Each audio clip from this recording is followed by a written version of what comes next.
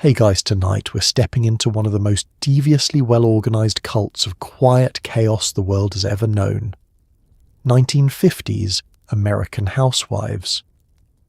On the surface they were smiling, polished, pearl-wearing icons of domestic serenity. But beneath the hairspray and casserole dishes simmered something far more powerful, the greatest concentration of expertly crafted lies in US suburban history. These women didn't just fib, they engineered truths, they micromanaged perceptions, they weaponized politeness, they invented entire fictional inner lives just to survive PTA meetings. Honestly, the CIA wishes it had their skills. Before we dive in, take a moment to like the video and subscribe, but only if you truly enjoy this, no pressure at all. And thank you for suggesting this topic. It means a lot. While you're here, leave a comment telling me where you're listening from and what time it is there. For some reason, these videos always seem to find people at 2:17 AM, right when they absolutely should be sleeping. Now dim those lights, turn on a fan for that cozy white noise, snuggle in, and maybe hide your feet under a blanket so the imaginary Tupperware lady from next door doesn't try to sell you a matching set in your dreams. Let's pause for a moment. Have you ever wondered how 1950s housewives kept entire neighborhoods convinced they were happy? How they smiled through cold dinners, broken vacuums, and boomer husbands who thought helping meant holding the flashlight wrong? How did they keep the kids spotless while quietly having a nervous breakdown in the laundry room? Did they really bake 3 pies a week? Were they truly that calm, or was half the suburb running on martinis and denial? And how many lies does it take to convince yourself that beige is a personality? And now congratulations, you've just woken up in 1954.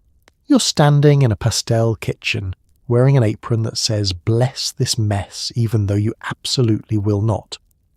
The dishwasher hasn't been invented yet, the kids are already sticky, and you have about 3 dozen lies to tell before breakfast. Good luck. The day begins before your sanity does. You open your eyes to the shrill cry of an alarm clock that sounds like it's judging your life choices. The house is already awake, children arguing, a husband yelling for socks, and before you even sit up you plaster on the signature 1950s morning smile trademark. It's not joy, it's survival, a facial lie. A mask, a small but powerful spell that convinces everyone you're doing fine when in reality, you'd fight a bear just to drink your coffee in silence.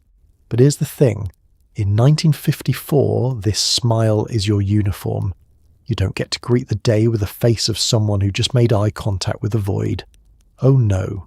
You smooth your hair, square your shoulders, and stretch your lips into that perfected curve, wide enough to signal stability, soft enough to look maternal, and absolutely incapable of revealing that you dreamed of running away to Mexico last night.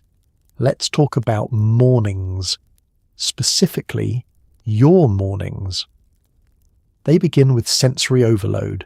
The smell of burnt toast drifting down the hall, the slap-slap of children's bare feet, the sound of your husband wandering from room to room demanding, "Has anyone seen my tie?" As if ties were woodland creatures who roam freely and must be trapped humanely.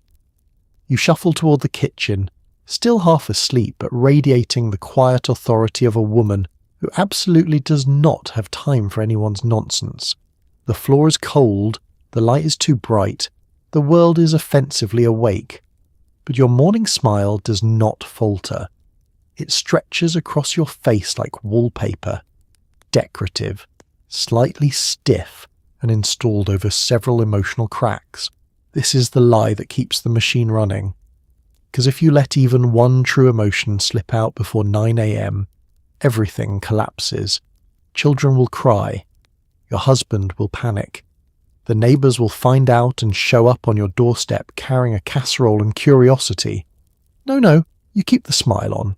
Tight, controlled, immaculate. It continues as you begin assembling breakfast with hands that move on autopilot. Bacon sizzles, eggs bubble, Coffee percolates like an over-caffeinated locomotive.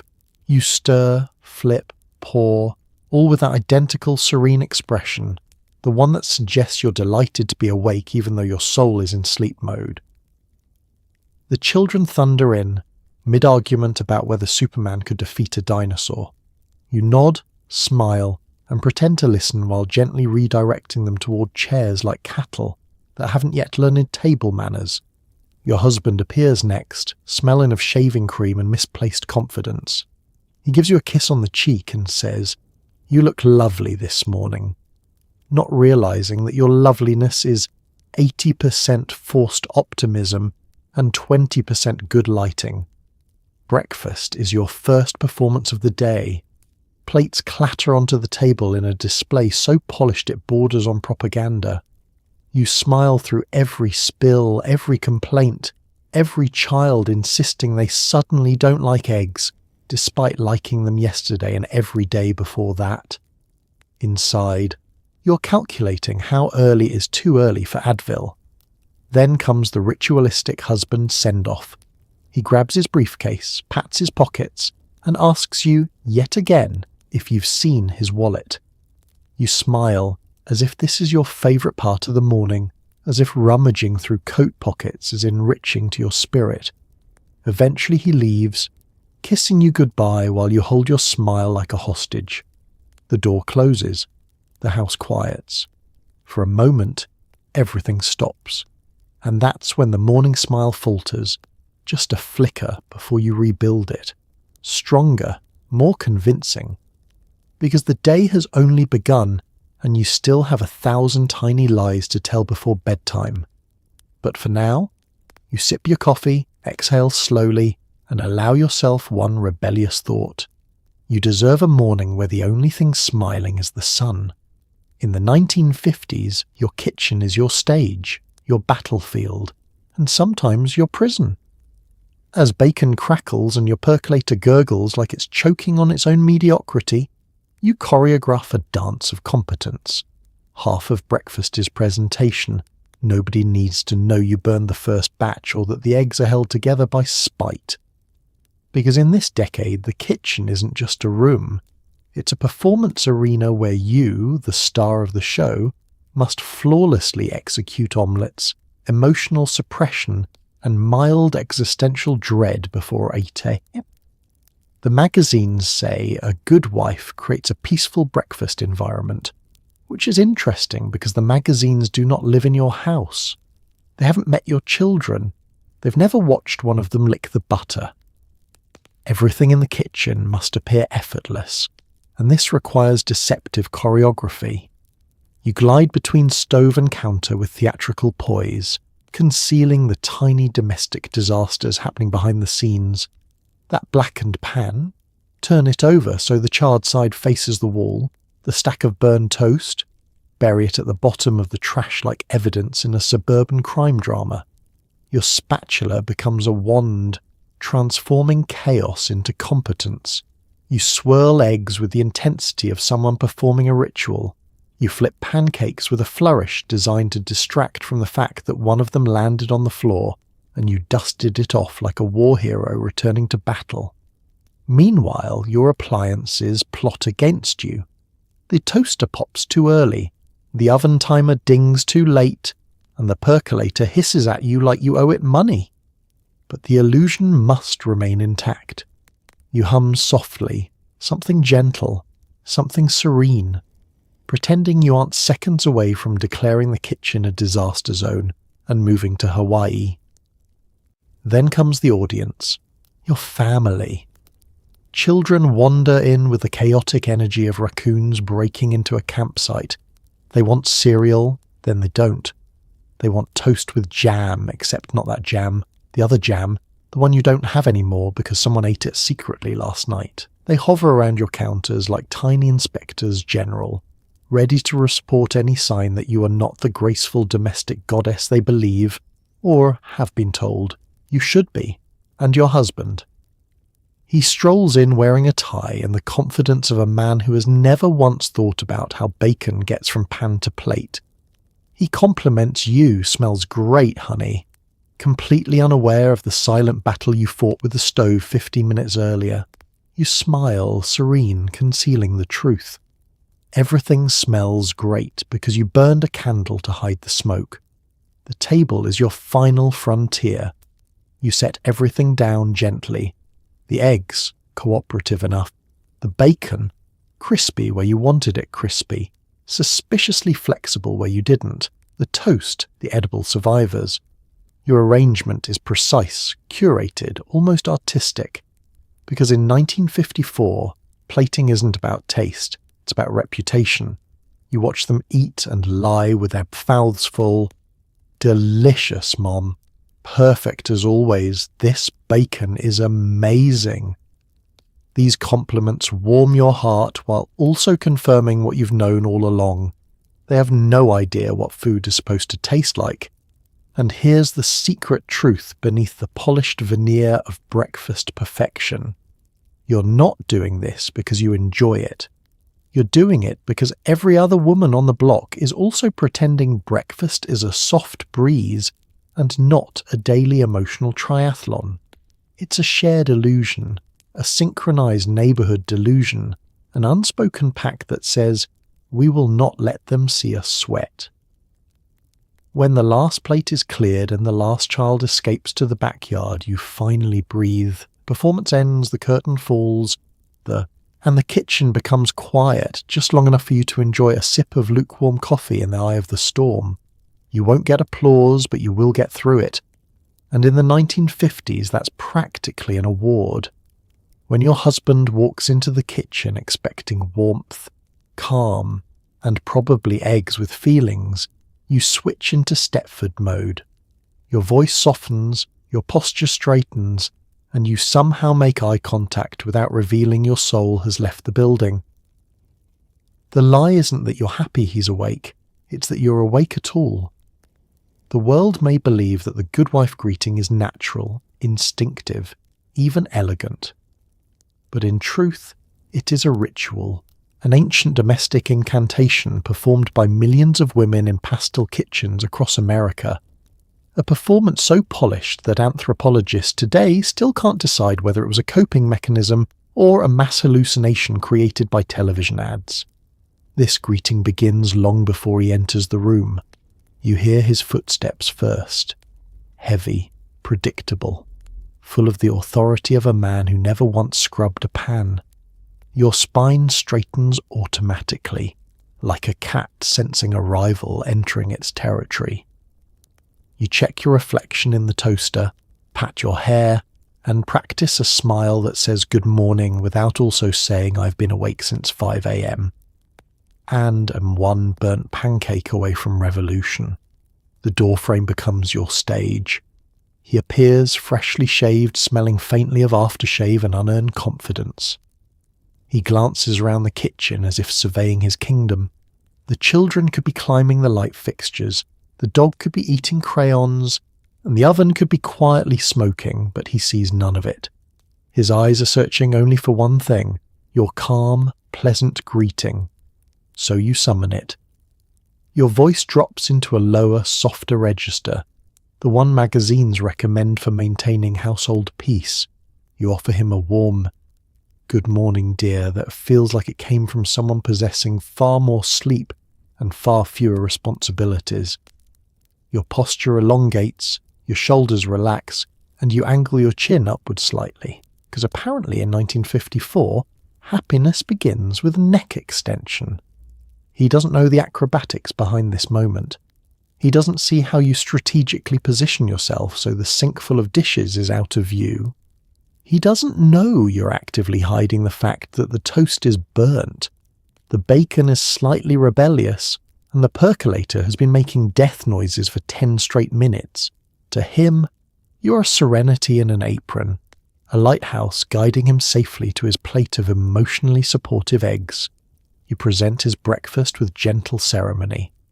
He sits, opens the newspaper, and begins making conversational sounds, grunts, chuckles, hms, that you've learned to interpret like a codebreaker at war. "Everything all right?" he asks without looking up. You smile. You always smile. "Of course," you say, even though you've already had a full day's worth of challenges and it isn't even 7:30 a.m. yet. The lie isn't malicious. It's maintenance. It keeps the gears of 1950s suburbia turning. If you told the truth, if you said, "No, Bob, I'm actually one apron string away from walking into the woods and never returning," he would panic. The neighbours would panic. The universe might collapse. So instead, you radiate peace like a decorative lamp. Your children observe this greeting with fascination. They witness the transformation, the way your exhaustion evaporates, the way your voice warms, the way your smile becomes a glowing, benevolent crescent. They don't yet know that adulthood is mostly pretending to be fine in front of people who would fall apart if you weren't. When he finally leaves, kissing your cheek like a man who believes the morning magically cooked itself, you cling to the doorway for a moment, letting the smile fall off your face like confetti after a disappointing parade. You exhale deeply, your back slumps, the mask dissolves, and in that quiet pocket of time, you return to yourself. But the ritual will resume tomorrow, and the next day, and the day after that, because in the 1950s the good wife greeting isn't just politeness, it's a daily performance of stability, reassurance and emotional scaffolding, a sacred lie that keeps the whole house standing. Packing lunches becomes a performance worthy of Broadway. A sandwich, one apple, and a note reminding your child to have a great day, even though you know the note is mostly for the teacher. You curate the illusion of nutritional awareness, even though everything in the lunchbox comes from a can. Because in the 1950s, nutrition isn't about nutrients, it's about appearances. If the lunchbox looks balanced, colourful, and vaguely approved by the USDA, even if the USDA itself is confused, then congratulations, you've successfully passed another invisible exam. Your child will go to school carrying not just food, but a carefully assembled display of domestic stability. The truth, of course, is that most of your ingredients have been aggressively processed, dyed, preserved, rehydrated, dehydrated again, and sealed in metal cylinders decorated with smiling mascots who desperately want you to trust them. Spam, Vienna sausages, fruit cocktail that glows faintly in the dark. In your pantry, nothing is truly fresh except your frustration. But the teacher doesn't need to know that. Lunch is a stage show, and you are its overworked stage manager. You layer the sandwich ingredients with precision. Ham, canned, cheese, also canned, lettuce, technically a plant but spiritually tired. You cut the crusts off because every magazine says crusts turn children into delinquents or jazz musicians. Then comes the apple, a single piece of produce that cost you emotional energy equivalent to a government bond. You polish it on your apron, buffing away any sense that your pantry is 98% shelf-stable goods designed for fallout shelters. Next is the note. The note is crucial. It says, "Have a great day. I love you. Remember to share." But really it says, "Please don't let your teacher think I'm overwhelmed." Teachers in the 1950s wield immense power. A glance from them can shift an entire mother's social standing. If your child shows up with a lunch consisting solely of marshmallows and confusion, you will hear about it at the next PTA meeting. So you curate, you polish, you disguise. You send your child off with food that whispers, "We are a wholesome family," even though the meat in that sandwich has never known the touch of natural sunlight. Then there are the trends. Every mother on the block is in an unspoken arms race of cuteness. Sally's mother adds a sprig of parsley. Linda's mother carves carrot sticks into little boats. Martha's mother includes a homemade tart and casually mentions she whipped it up this morning, even though you know, deep down, she absolutely did not. No one whips anything up before sunrise unless they're under duress. You try a fancy trick once, shaping the sandwich into a fun shape. A bear, maybe, or a star. But your knife skills betray you, and it ends up looking like a geographical error. You abandon the project, opting for a simple rectangle of dignity instead. The lunchbox itself is another battlefield. Rusty hinges, cartoon characters, a thermos that leaks only on days when you're already emotionally fragile. You pack everything tightly so it won't shift around, even though it absolutely will. By noon, the apple will bruise, the sandwich will flatten, and the note will smell faintly of meat products. But the illusion remains. The teacher sees a balanced meal. The child feels loved. Other mothers silently assess your work and find it acceptable. And you? You breathe a sigh of relief knowing that once again you have maintained the facade of nutritional competence in an era where half the food pyramid is made of gelatin molds. When the lunchbox returns home, sticky and mysterious, you open it with caution. Perhaps the apple has one bite missing. Perhaps the sandwich was traded for something worse. Whatever happens, you smile, pat your child's head, and pretend none of this has wounded you personally. Because tomorrow morning, the performance begins again. The radio hums softly as you do Olympic-level dusting, scrubbing, polishing, and pretending your home looks this spotless naturally. The lie here is subtle. You make the work invisible so everyone assumes it's easy. It is not easy. It is a form of cardio no one acknowledges. Because in the 1950s, housework isn't just labour, it's performance art. A never-ending ballet of domestic responsibility performed in sensible shoes. The magazines tell you that a well-kept home uplifts the spirit, but they fail to mention that it also breaks the spine. Nevertheless, you glide from room to room with the brisk efficiency of someone being timed by an invisible referee. Your first task is dusting, a sport in which you compete primarily against gravity and your own rising resentment. Dust accumulates faster than your will to live some days, settling on every surface like it owns the place. You swipe your cloth dramatically across the coffee table, revealing a streak-free shine so blinding you could use it as a signalling mirror in an emergency. Then comes polishing. You polish everything: wood, metal, glass, the occasional child who walks past too slowly. Your living room smells faintly of lemon, pride, and denial. You polish the same end table 3 times, not because it needed it, but because polishing gives you a sense of control in a world where you cannot legally yell at your appliances. Vacuuming is your cardio. You push the vacuum back and forth like you're guiding a lawnmower through tall grass. Except instead of sunshine, you get a tiny cloud of dust to the face every time the vacuum exerts itself. The noise is deafening, but also comforting. It drowns out all thoughts, concerns, and the faint scream of your soul trying to escape through your teeth. Then you tackle the kitchen. The sink is full of dishes that multiply overnight like gremlins. You wash, rinse, repeat, and pretend each plate doesn't represent a tiny betrayal of your time. You wipe the counters until they gleam with the kind of unnatural shine that suggests a commercial kitchen, rather than a home inhabited by children who treat peanut butter like an art medium. You sweep the floor in long rhythmic strokes, gathering crumbs with the skill of a seasoned archaeologist. Every crumb tells a story. Toast eaten too aggressively, crackers given to a child without supervision, a cookie that fell and never stood a chance. You sweep them into a neat pile, then into the dustpan, then into the trash, where they can finally stop haunting your existence. And yet no one sees you do any of this. Your family returns home and looks around approvingly.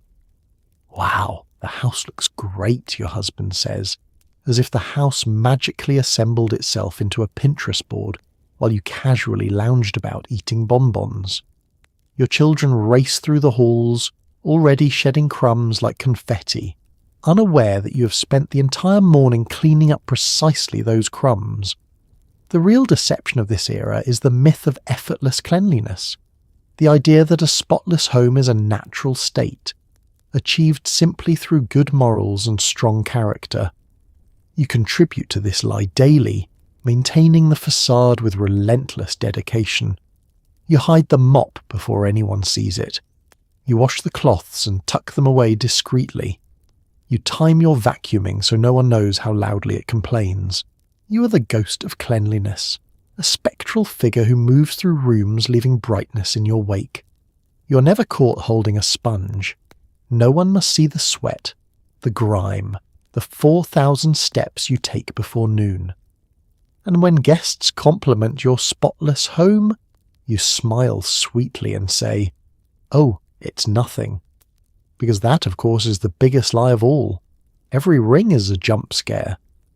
But once you pick up, your tone transforms. Suddenly you're breezy, calm, and capable, even though you were just yelling at the vacuum cleaner like it owed you money. Because in the 1950s, the telephone is not a device. It's a portal, a direct line between your chaotic reality and the fictional, polished version of yourself that the outside world must never, ever see. The moment you lift the receiver, the transformation begins. Your shoulders relax, your voice sweetens, and any evidence of the frantic domestic meltdown you were experiencing 0.8 seconds ago evaporates like steam. It's performance art. Your telephone persona is a masterpiece crafted through years of practice and societal pressure. It has its own accent, slightly lighter, slightly brighter, and its own vocabulary, in which the words, "Oh yes, things are wonderful," appear far more often than the words "I've not sat down since Truman was president." No one must know you're exhausted. No one must hear the existential rattle in your soul. No one must suspect that the dog is currently eating a sock in the other room. So when the phone rings, you inhale deeply through your nose because yelling, "What now?" into a rotary phone is socially unacceptable, and you answer with grace. "Hello? Yes, this is she." It doesn't matter who's calling. It could be your mother, your neighbour, the PTA, or someone trying to sell you a revolutionary new blender that only catches fire sometimes. Whoever it is, they're treated to the serene, composed version of you that barely exists outside this exact moment. Let's talk about timing. The phone only rings when you're elbow deep in dishwater, you have flour on your face for no reason, you just sat down for the first time in 12 hours, or your house is in such disarray that answering the phone feels like lying to God. Still, you rise to the occasion.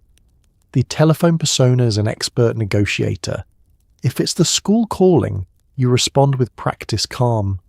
"Oh, Timmy forgot his lunch again. Silly boy." You absolutely do not admit that you forgot to pack it. Twice. If it's a neighbour, you become a social butterfly. "Oh yes, we must get coffee sometime." You both know this won't happen, but the illusion of friendliness is delightful. If it's your husband calling from the office, you switch into soft, supportive tones. "Oh dear, that sounds stressful," you say, even though you've spent the morning in hand-to-hand combat with stains, sticky floors, and a toddler who screams like a foghorn. Sometimes the caller is worse. It is the PTA president, Donna. Her voice is sharper than a knitting needle and twice as piercing. "Can you bake 3 dozen cupcakes for tomorrow?" Your telephone persona smiles, audibly. "Oh, absolutely, happy to help." Your real self screams silently into the void. You hang up, stare at the receiver, and feel your soul detach momentarily from your body. Because the moment the phone clicks back into its cradle, your transformation ends. The breezy voice vanishes. The pleasant glow fades. The mask slips. You're back in your kitchen surrounded by crumbs, chaos, and the faint smell of stress-induced perspiration. But here's the strange part. Even though the telephone persona is a lie, it is also a kind of refuge. For those few moments, you are allowed to hear yourself sounding competent, elegant, pulled together. You become the you that magazines insist you should be, the you that neighbours imagine, the you that exists only from the shoulders up. It's not truth, but it is comforting, because in a world where your daily victories are invisible, clean floors, fed children, unburned casseroles. The telephone persona is the one space where you get to sound like the heroine of your own life, even if you're still holding a vacuum nozzle like a weapon. Your neighbour drags you into a Tupperware party where everyone lies about how fun it is. You nod politely, inspecting plastic bowls like they're crown jewels, masking the quiet dread of realising you will absolutely be guilt purchasing something you don't need. Because in the 1950s, Tupperware isn't just storage. It's social currency, emotional leverage, and occasionally a subtle battlefield where suburban women measure each other's strength in lid tightness. A Tupperware party is less of a gathering and more of a ritualised negotiation, half tea time, half psychological warfare, all wrapped in pastel plastic. The moment you enter the living room, you're greeted by the unmistakable smell of instant coffee and the sound of women laughing a little too hard. The hostess, your neighbour Joyce, floats toward you wearing an apron that says "Bless this house," even though she hasn't blessed anything since Christmas. Her smile is wide, welcoming and deeply threatening. You know immediately that she wants something from you, something expensive. She gestures toward the dining table, which has been transformed into a display of bowls, burping lids, and enough plastic to survive a nuclear blast. You take a seat on the couch between two women who are already clutching order forms, their pencils poised like spears. The Tupperware consultant stands at the front of the room, a perky woman named Marlene who speaks with the enthusiasm of someone who has consumed too much instant pudding. She taps a large bowl dramatically, like she's about to reveal a gospel. "Ladies," she says, "this bowl could change your life. You doubt this, but you smile anyway." Marlene launches into the demonstration. She snaps lids with a satisfying pop, explaining that the burp seal locks in freshness, flavour, and possibly the last fragments of your sanity. Every time a lid closes successfully, the room gasps as if witnessing a miracle. You join in the gasping because social survival depends on it. Joyce brings out snacks, chips, olives, pastel mints, and you delicately place one on your napkin. You must appear relaxed, even though you're already calculating how to escape without committing to a $4.99 party hostess bowl. The snacks, of course, are stored in Tupperware, which Marlene uses as evidence that Joyce is living her best life. Then the games begin. There is always a game. Today's game involves guessing the price of a mystery item hidden under a dish towel. You guess too low, hoping that if you undervalue it enough, no one will want it.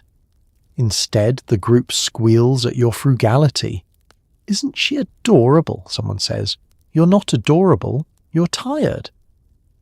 As the afternoon drags on, you realise the true weapon in Tupperware diplomacy is guilt.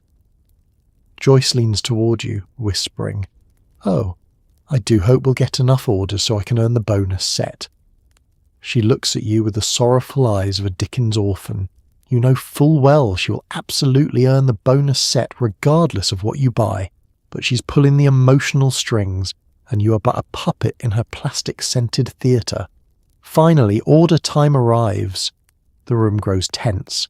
Women frantically circle items on their brochures while pretending money doesn't exist. You stare at your sheet, praying for guidance. Do you need a matching set of tumblers? No. Do you need a lettuce crisper? Also no. Do you need 4 pastel bowls you will never use but cannot emotionally refuse? Probably. You check off the second cheapest item, knowing it won't be enough. Joyce will ask questions. Marlene will give you a disappointed smile. So you sigh and add one more thing. A medium-sized bowl you don't want but will pretend to cherish. By the time you walk home, your wallet is lighter, your emotional energy drained, and your cupboard destined for chaos. But you smile anyway, because surviving a Tupperware party is the suburban equivalent of diplomatic victory. Everyone leaves smiling, no one starts a war, and you live to attend another unwanted gathering next month. Somewhere in the distance, a lid burps quietly, a symbol of peace and mild regret. Your lawn is a battleground of social expectations. You trim, rake, and water with the precision of a military operation because the neighbours must not know the truth, that you hate grass and all who worship it. Because in 1950 suburbia, your lawn isn't just a lawn. It is a statement, a reputation, an unspoken thesis paper on your character. It broadcasts your morality, your work ethic, and your ability to maintain the illusion that everything inside your house is perfect. The grass is not simply green, it is judgmental. Every homeowner on the block participates in this leafy Cold War. You can feel the surveillance radiating through hedges. Mrs. Pemberton across the street waters her lawn twice a day, wearing high heels for reasons unknown to science. Mr. McAllister mows in crosshatch patterns so precise they look like they were designed by an engineer with too much free time.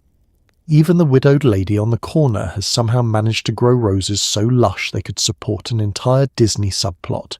And then there's you, standing on your porch, staring at your lawn like it's an enemy army advancing in slow motion. You drag out the hose, even though every cell in your body is screaming, "Why am I hydrating something I fundamentally resent?"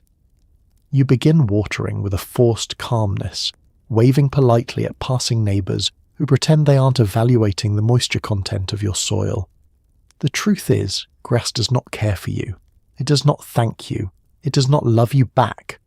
But if it so much as turns a shade browner than your neighbours, you will hear about it at the next block gathering. Let's talk about mowing.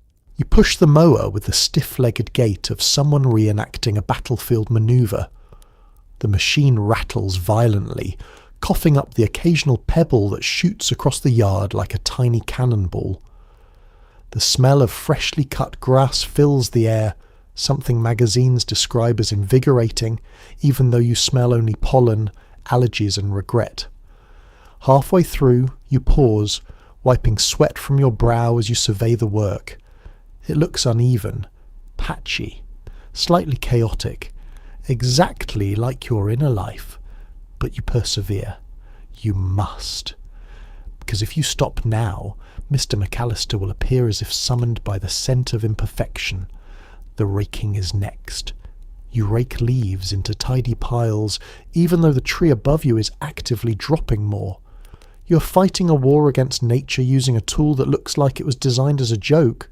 Still, you rake, pushing and pulling like a medieval servant tending a nobleman's courtyard. A leaf escapes, you chase it, another escapes. You consider letting them win. But then you catch a glimpse of Mrs. Pemberton peering from her window, clutching binoculars. You straighten your posture. You resume raking like you are auditioning for the role of most responsible suburban woman, 1954. You move on to edging, the meticulous trimming of borders so unnecessary it borders on spiritual punishment.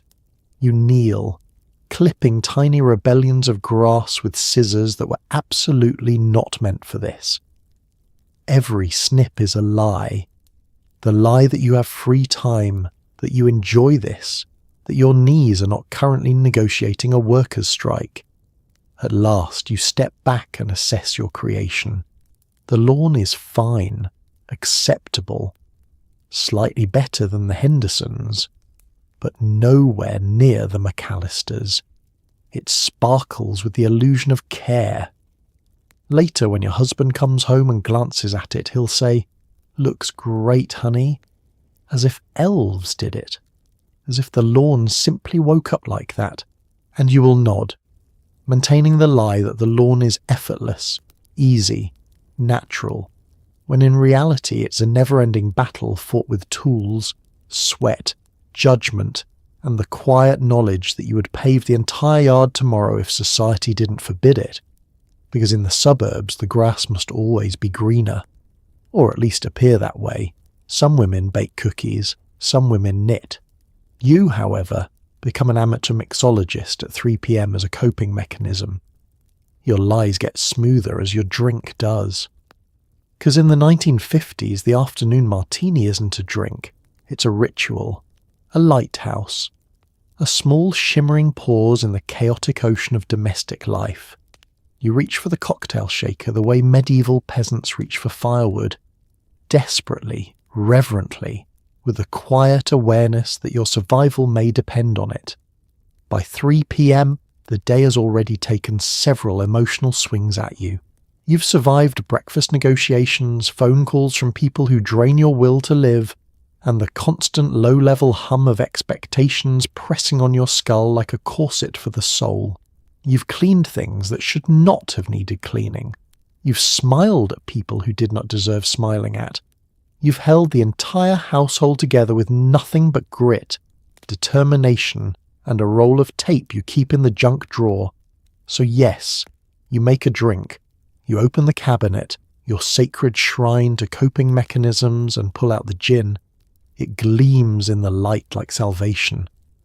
The vermouth stands beside it, less important but still part of the ceremony.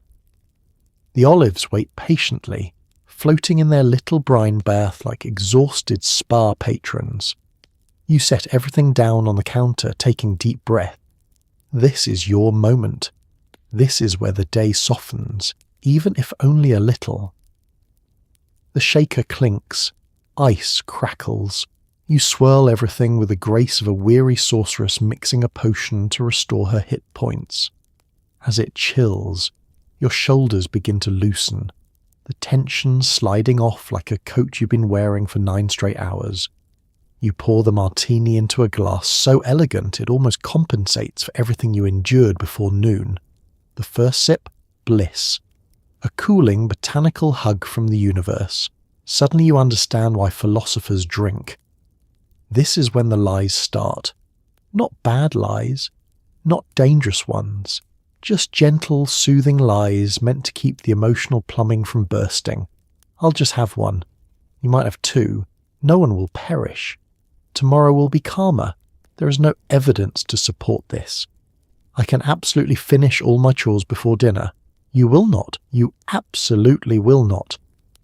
The martini smooths the rough edges of your day, like a tiny internal editor trimming your anxiety into a more palatable form. Suddenly the laundry pile doesn't look like a mountain.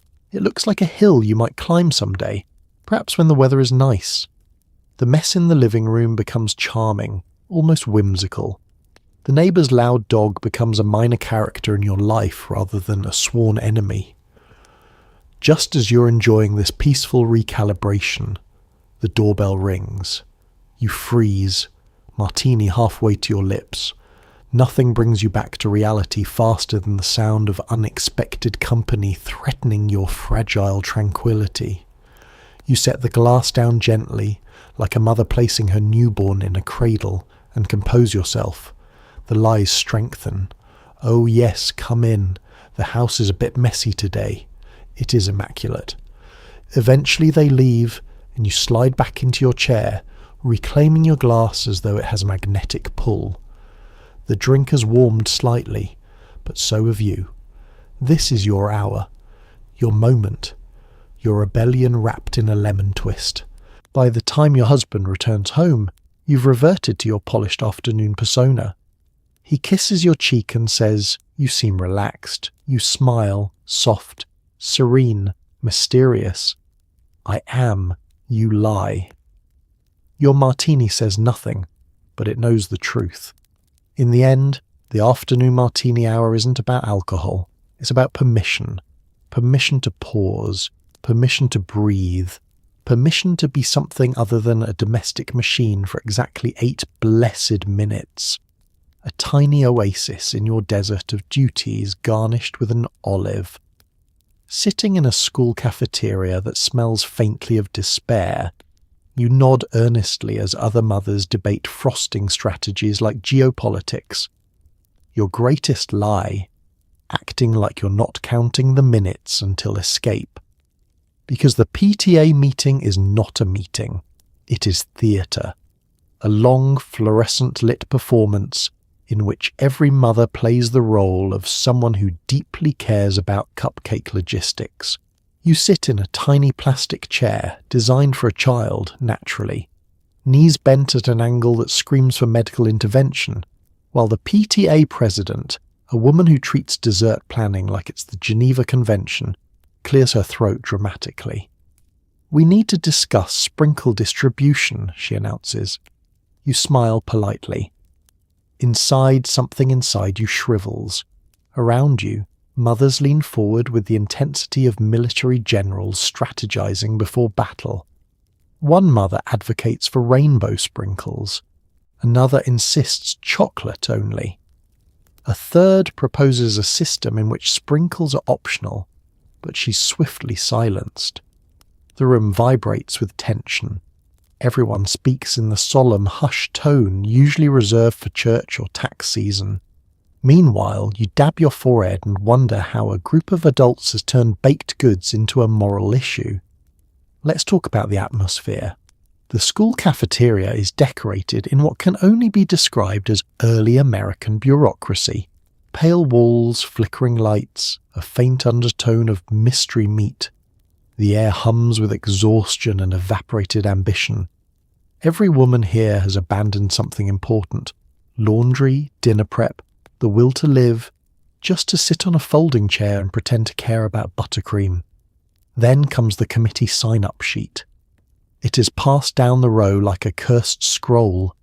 Mothers glance at it with fear, reverence, guilt, and the faint hope of being overlooked. But no one escapes the sign-up sheet. It claims everyone eventually. You try to look busy, digging through your purse, adjusting your hair, pretending to read the PTA handbook, which is blank inside, spiritually speaking. But the sheet inches closer, like a predator sensing weakness. Your neighbour whispers, "You should sign up for decorations. You have such scissors. You don't know what that means, but you nod anyway." When the sheet reaches you, you feel the weight of 1,000 invisible eyes. You cannot leave it blank. That would mark you as selfish, a community outcast, a woman who hates cupcakes and possibly children. So you select the least terrifying option, Assistant Cupcake Coordinator, a title that feels both meaningless and ominous. The PTA president beams at you. "Wonderful," she says, in the tone of someone welcoming a new recruit to a cult. "We'll expect you at the planning brunch on Saturday." Saturday, your one day of rest, gone. You excuse yourself to check on something, which is code for going to the hallway to stare at a bulletin board until you regain the will to return. You breathe deeply. You consider escape routes. Could you climb out a window, fake a migraine, claim you forgot to defrost the roast? But then you remember, these meetings are part of the suburban ecosystem. Attendance is non-negotiable. Absence means gossip. You return to your seat just in time for a heated debate about cupcake wrappers. Paper versus foil. Foil versus deluxe foil. Deluxe foil versus reusable silicone cups that no one has ever actually seen in real life. The minutes crawl forward. Your soul exits your body, floats above the cafeteria, and observes the spectacle from a peaceful distance. Finally, blessedly, the meeting ends. Chairs scrape, papers shuffle. Mothers gather their things with the weary relief of soldiers leaving a long battle. You wave goodbye with your sweetest, most convincing smile. See you Saturday. You're lying through your teeth, and they know. But in the PTA, lying is practically a second language, spoken fluently by every mother who has ever pretended to care about frosting, when all she really wanted was a nap. Every advertisement insists homemaking is fulfilling. Be proud of your sparkling oven, the magazine chirps. Yet here you are, scrubbing baked-on mystery goo while whispering threats at your cookware. Because in the 1950s, domestic science is treated like a noble academic discipline, even though your daily laboratory experiments mostly involve boiling noodles and discovering new species of grime behind the refrigerator. According to magazines, a joyful homemaker glides through the day with a soft smile, gloved hands and a heart full of purpose.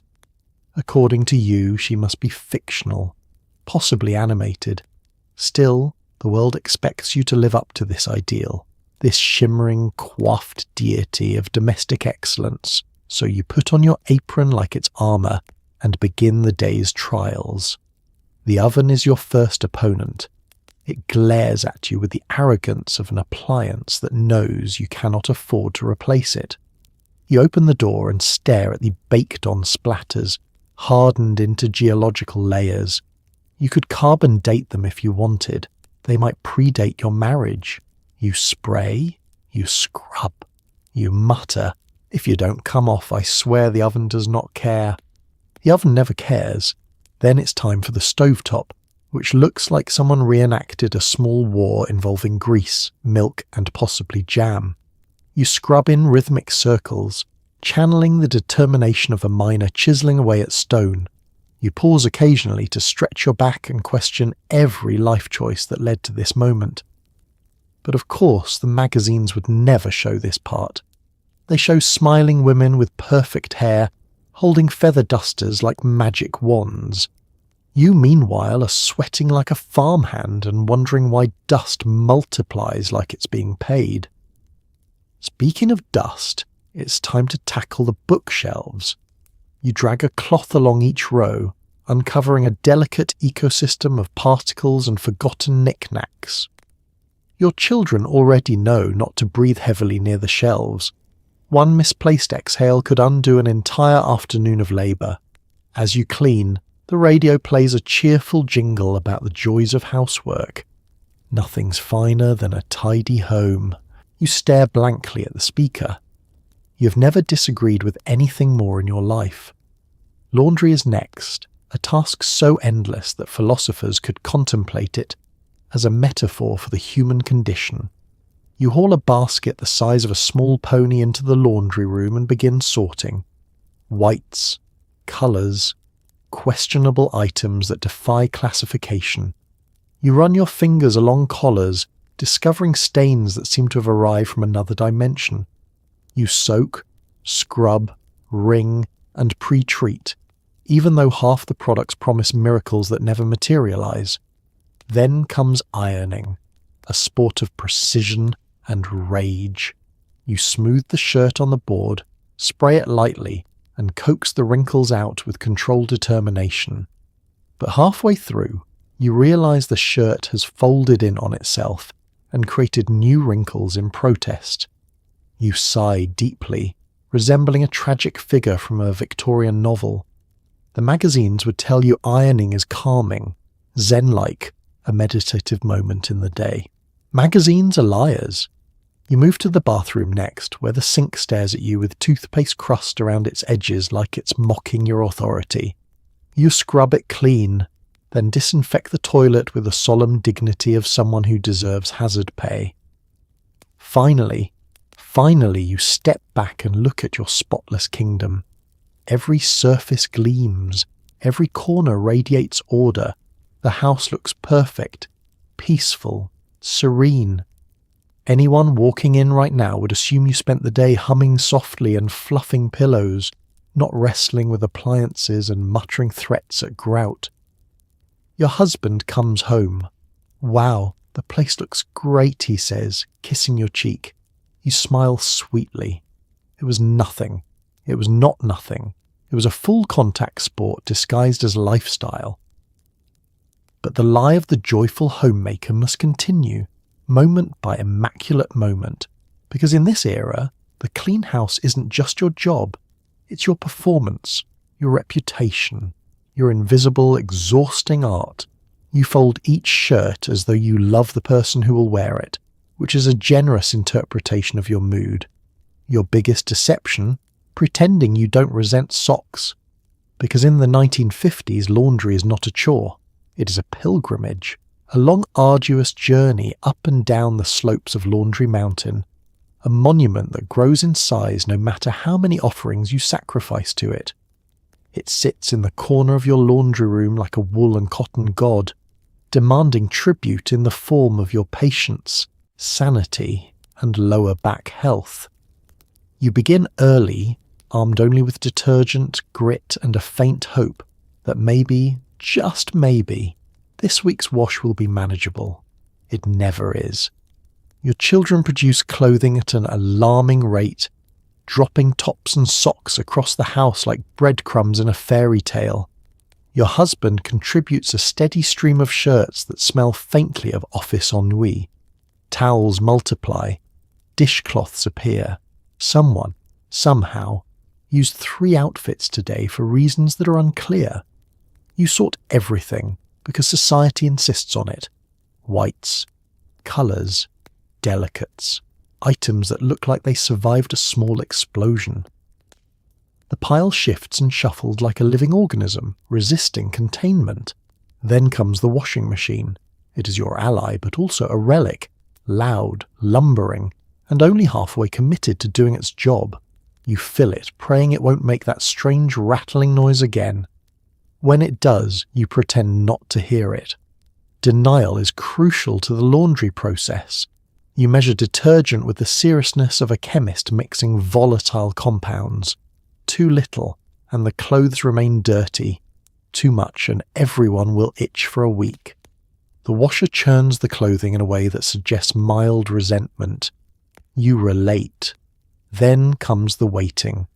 Laundry is 90% waiting and 10% folding with the ferocity of a Roman soldier sharpening a spear. When the cycle ends, you open the washer and inhale deeply. Fresh, clean, a fleeting victory. You unload the clothes, hauling the damp heap into a basket that always seems to weigh slightly more than your entire child. Next is hanging. Clothespins, lines, hope. The sun becomes your assistant, a gentle, scorching assistant. You hang shirts by the shoulders, dresses by the hems, towels in long, fluttering rows. You move methodically, listening to birds chirping overhead as if mocking your toil. A breeze stirs and you offer a silent prayer it won't blow a shirt into the dirt. Laundry superstition runs deep. When everything dries, you gather the crisp clothing into a basket and carry it inside. The folding begins. This is where illusions are crafted. Each fold must be neat, crisp, deceptively loving. Folding shirts is the easy part, you've mastered that. But socks are the nemesis of your soul. They vanish, they reappear, they multiply in odd numbers. Some go into the wash and return as strangers. You hold up 2 socks that are clearly not a pair but debated anyway. Could these pass for siblings, first cousins, distant relatives? Eventually you give up and create a drawer of orphan socks, a tiny cotton orphanage that grows larger every week. You smooth wrinkles, stack piles, and create the illusion that these clothes have breezed through the day effortlessly. When your children run in later and grab shirts from the pile, destroying your tidy stacks, you will smile serenely, pretending it doesn't sting your soul. Your husband walks by, glances at the folded mountain and says, "Wow, you make it look effortless." You nod, you lie. You silently declare war on socks, because the truth is, Laundry Mountain is never fully conquered. You reach the summit only to look down and see another load forming behind you. But still you climb, week after week, crafting the illusion of freshness and order with every fold. It is your silent art, your invisible labour. And tomorrow morning, Laundry Mountain will rise again. Even after a day of wrestling laundry, grease and emotional fatigue, you dab on perfume like it's armour. You smell like roses. You feel like overcooked noodles. Because in the 1950s, smelling nice is not personal grooming. It is public relations. Your scent is a press release that must always say, "I am thriving. I am polished. I am definitely not one burnt casserole away from snapping." You stand in the bathroom at day's end, face flushed, hair wilted, posture resembling a question mark, and reach for your perfume bottle. The glass is cool, elegant, weighty. It promises transformation. You dab the scent onto your wrists, behind your ears, at the hollow of your throat. You create a fragrant illusion strong enough to fool neighbours, friends, your husband, and maybe even yourself. It's not just about roses, it's about survival. Let's talk about what you've endured today. Steam hot enough to melt a small glacier, grease that clings to your skin like emotional baggage, laundry detergent fumes sharp enough to reset your personality.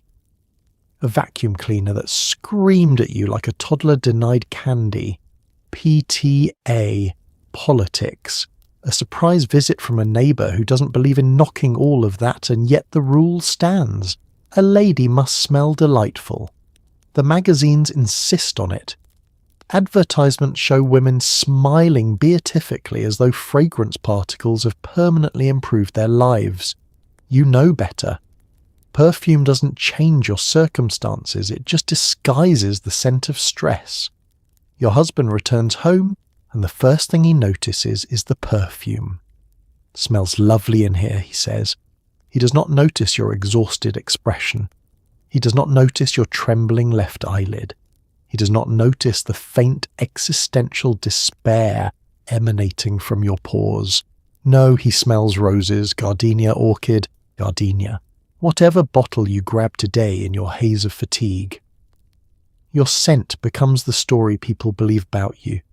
The story of a woman who is graceful, composed, and floating through life on a cloud of floral confidence. If only they knew. Perfume in this era is more than aroma. It is emotional camouflage. A tiny, fragrant barrier between you and the expectations of the world. Whatever chaos you endured today, the scent says, all is well. She is fine. Do not question. Do not probe. You wear it at the grocery store even when you're pushing a cart filled with canned peas and resentment. You wear it while vacuuming, because what if someone drops by unexpectedly? You wear it during Tupperware parties, where everyone smells aggressively floral like a bouquet that drank 3 cups of coffee. And yet there is something genuinely soothing about it too. The scent settles around you softly, warmer now that your skin has absorbed it. The world's noise dims. You exhale, inhaling yourself back into your body. For a moment, a brief, shimmering moment, you feel almost elegant, almost serene, almost like the woman in the magazine, except with slightly less complicated hair. Then, inevitably, one of your children barges in and says, "Mum, something sticky happened." You do not ask what. You're not ready. No one is ever ready. Still, you straighten your shoulders, lift your chin, and move toward the sticky event with the calm dignity of someone who smells amazing. Because smelling nice gives you a thin but reliable layer of psychological insulation. You may feel like overcooked noodles, but you smell like a bouquet at its emotional peak. And that matters. It matters because it's one of the few things you can control. It matters because it's a signal to yourself that you still exist beneath the chores. It matters because in a world where you must constantly pretend everything is fine, smelling nice is the tiniest rebellion against unraveling completely. So yes, dab on the perfume, wear it proudly, let it cloak you in its gentle, floral lies. Because in the 1950s, a well-scented woman isn't just put together, she is invincible. A simple walk becomes a PR campaign. You wave, chat, and subtly lie. Oh yes, everything is wonderful, even though you can't remember the last time the car started on the first try. Because in 1950s suburbia, a walk isn't exercise, it isn't leisure, it is public relations management. You are the unofficial spokesperson for your entire household, conducting a goodwill tour through the streets where reputations are built, destroyed, or gently nudged depending on how convincingly you smile. You step out of your house, smoothing your blouse and adjusting your hair, not because you care deeply about personal appearance, but because Mrs. Henderson across the street will absolutely mention it at Bridge Club if your hem is crooked. The air smells faintly of freshly cut grass and the kind of optimism that borders on delusion. You take a deep breath and prepare yourself mentally for small talk combat. The first neighbour appears almost instantly. They always do. Suburbia is like a prairie. Life pops up the moment you think you're alone. "Oh, hello," she chirps. You wave warmly. You activate your niece walk persona. "How are things?" she asks. "Oh, wonderful." You lie smoothly, as though you did not just spend the morning wrestling your vacuum cleaner and negotiating a hostage situation between your children and a broken toaster. She nods approvingly. The lie has passed inspection. As you continue, you perfect your gait, confident, breezy, serene. The kind of walk that whispers, "My household is stable. We are thriving. No one cried during breakfast today." You cannot walk with the urgency of a woman chasing sanity. You must stroll as if nothing in your home ever burns, breaks, stains, leaks, or behaves like a gremlin. You reach the corner where Mr. Thompson is watering his lawn for the third time today. He waves. You wave back. He looks at you with a vague expression of someone silently judging your shrubbery. "You keeping busy?" he asks. "Busy?" You want to laugh. You're always busy. You're eternally busy. You've achieved new frontiers of busy that science has yet to fully document, but instead you reply, "Oh, just the usual, lots to do." This is suburban code language meaning, I am one grocery trip away from collapse, but outwardly it sounds cheerful enough. Next is the unpredictable neighbour, the gossip vector. She materializes from behind a hedge like an apparition. "Did you hear about Linda?" she whispers. "You didn't, but you will. You have no choice." Gossip in the 1950s travels faster than light, powered entirely by women in sensible shoes. You nod sympathetically as she recounts Linda's alleged tragedy involving a burnt casserole and a ruined dinner party. "Poor thing," you say, even though you strongly suspect Linda is living her best life. The stroll continues. You pass houses, yards, and the occasional unsupervised child who greets you with a sticky wave. You maintain your smile, answering questions, offering compliments, and sprinkling white lies like confetti. Yes, the children are doing great. They grow up so fast. Of course my husband is working hard. Oh no, we're not thinking of moving. Yes, the roses are coming in beautifully. They are not. They're dead. You considered throwing them a funeral. By the time you round the last block, you've given so many upbeat responses that you briefly forget your real feelings, becoming a propaganda machine for your own life. It's strangely peaceful, in a dissociative sort of way. When at last you arrive home, you close the door behind you with a soft sigh. The shoes come off, the shoulders slump, the PR shield dissolves. Inside, the house is exactly as chaotic as you left it. The laundry mountain looms, the kitchen whispers threats, someone has spilled something sticky without confessing. But outside, oh, outside you were magnificent. You upheld the illusion.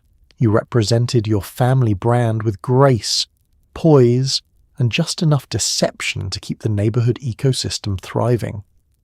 Because in the suburbs, the truth isn't what people see, it's what you stroll past with a polite smile and a wave. Suburban women are trained in evasive manoeuvres. You see Mrs. Henderson approaching, queen of passive-aggressive interrogation, and duck behind your hedges like a Cold War spy. Because in the 1950s, avoiding certain neighbours isn't rude, it's self-preservation.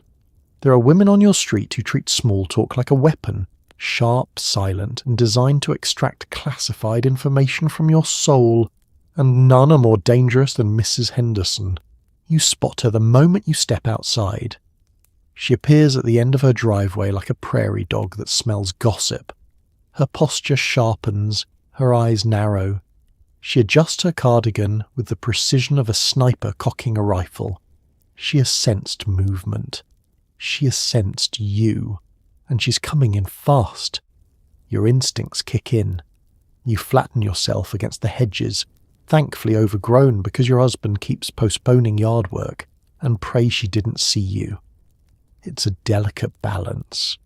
You need to stay hidden, but not so hidden that neighbours call the authorities. You crouch, tuck, duck, and manoeuvre with the finesse of a spy attempting extraction from enemy territory. The stakes are high. If she catches you, she will ask the questions, questions you're not emotionally prepared to answer. So I noticed your husband left for work late yesterday. Are you sure the roses are supposed to look like that? Your curtains were open last night. I couldn't help but notice your living room looked lived in. You cannot endure this today. You've already been judged by your laundry, your cooking, your scent, your lawn, your children, and potentially your posture. You refuse to be judged by someone whose hydrangeas are suspiciously perfect. So you slide along the hedges, inching toward the back of the house. The grass crunches under your feet. You wince, you freeze, you peek through the branches. Mrs. Henderson pauses, she tilts her head, she sniffs the air. She senses the presence of untold suburban secrets. You hold your breath. Then a miracle. The Henderson family dog begins barking at a passing cyclist, distracting her. She pivots, muttering about reckless youth, and storms toward her garage. You exhale. You live another day, but evasive maneuvers rarely end there. The suburbs are full of patrol routes. You may evade one neighbour only to encounter another, like Mrs. Parker, who has no malicious intent but possesses the rare and terrifying ability to initiate conversations that last 48 minutes. You adopt countermeasure 2, the fake phone call.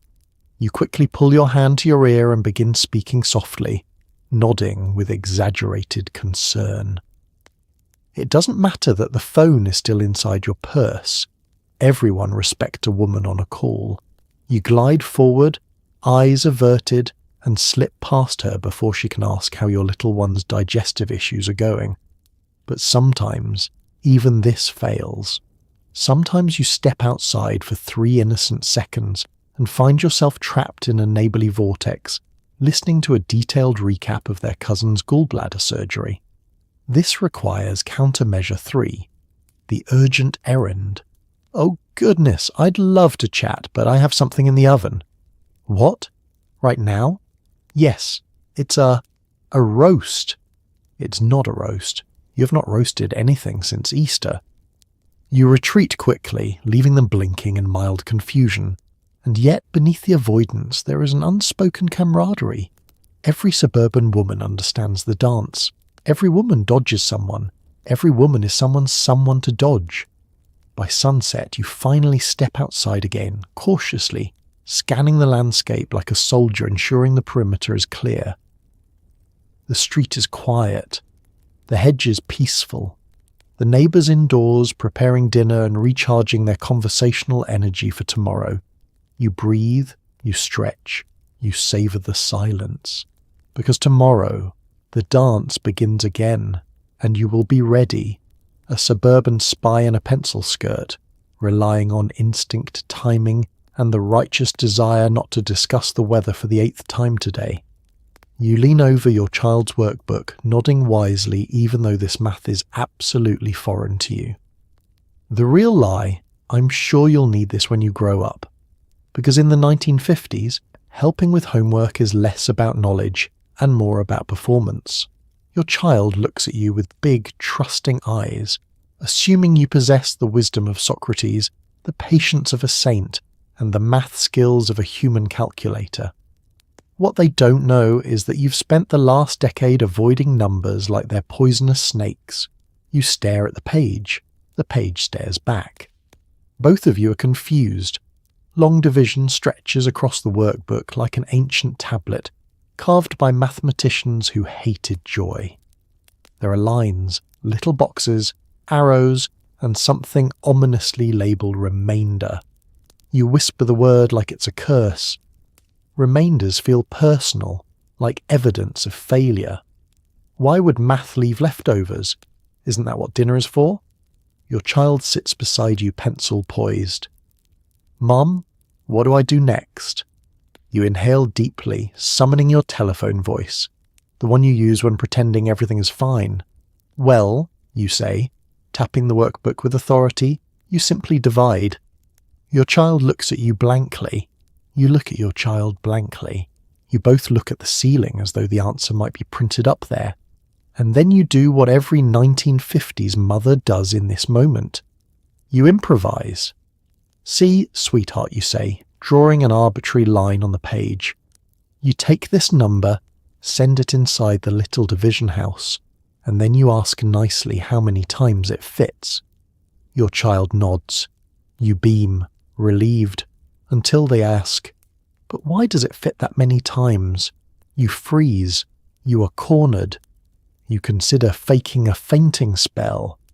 Because you say, choosing confidence over accuracy, numbers have personalities. This one is very polite. It fits whenever it can. Your child accepts this explanation with concerning enthusiasm. But the interrogations do not stop. How does multiplication help with division? What is a decimal? Why do numbers go on forever? You have no answers. You're still trying to understand why you need to carry the one and where exactly you're supposed to carry it to. You nod and say, "Great question," while internally writing a letter to your high school algebra teacher apologizing for not paying attention. When confusion peaks, you deploy your emergency strategy. Let's check the textbook. The textbook is no help. It presents math with the casual cruelty of someone who assumes you remember what a dividend is. It offers cheerful drawings of smiling children dividing apples, as though fruit-based metaphors will illuminate the mysteries of arithmetic. You flip through pages desperately. Your child leans closer. Both of you squint at a diagram that looks like it was designed by someone who hates parents. Realizing the textbook is an accomplice in your suffering, you switch tactics entirely. You turn motivational. You're doing great, you say, even though nothing has been solved. Sometimes long division takes time. How much time? Your child asks. Years, you whisper. Still, you push forward, working through the problem together like two explorers navigating a jungle of pencil shavings and eraser crumbs. Your child guesses numbers. You nod encouragingly. You draw more boxes, hoping they look official. When you finally land on a plausible answer, you both stare at it with reverence. This is your triumph. Hard won. Unlikely, probably incorrect. But your child beams, proud of you. And for a moment, the life feels noble. Later, your husband asks how homework went. You respond with a breezy, "Oh, easy enough." And he nods as though math naturally bends to your will. If only he knew. Because the truth is, helping with homework isn't about accuracy. It's about maintaining the illusion that you, the mother of the household, have a handle on things, even when numbers start behaving like cryptic riddles. You tuck your child into bed, pat their head, and whisper the greatest mathematical lie ever told. You'll definitely use long division when you grow up. And tomorrow, you will face the numbers again, with a pencil, with a smile, and with absolutely no idea what you're doing. Dinner simmers as you stir with the emotional range of someone holding a fragile secret. The lie is not the recipe, it's the smile you wear as you serve it. Because dinner in the 1950s isn't simply food, it's theatre, a nightly performance in which you must appear nurturing, confident, and deeply fulfilled by the act of preparing a meal that your family will devour in 8 minutes and never fully appreciate. The pressure cooker hisses steadily on the stovetop, sounding vaguely like a rattlesnake offering you a warning. Its lid vibrates with a menacing rhythm that reminds you of suppressed emotions and PTA meetings. You grip the wooden spoon like a quill in a medieval scribe's hand, stirring as though the fate of the kingdom depends on how evenly the vegetables cook. Your kitchen fills with aromas, herbs, simmering broth, and the faint tang of fear. You glance at the clock. In approximately 27 minutes, your husband will walk through that door expecting a hot meal and a warm wife. Ideally in that order. The children will appear from nowhere, drawn by the scent of dinner like small sticky moths. Everything must look intentional, researched, lovingly curated, not hastily thrown together because you misread a recipe that was poorly written to begin with. As the pressure cooker releases a loud whoosh of steam, you flinch.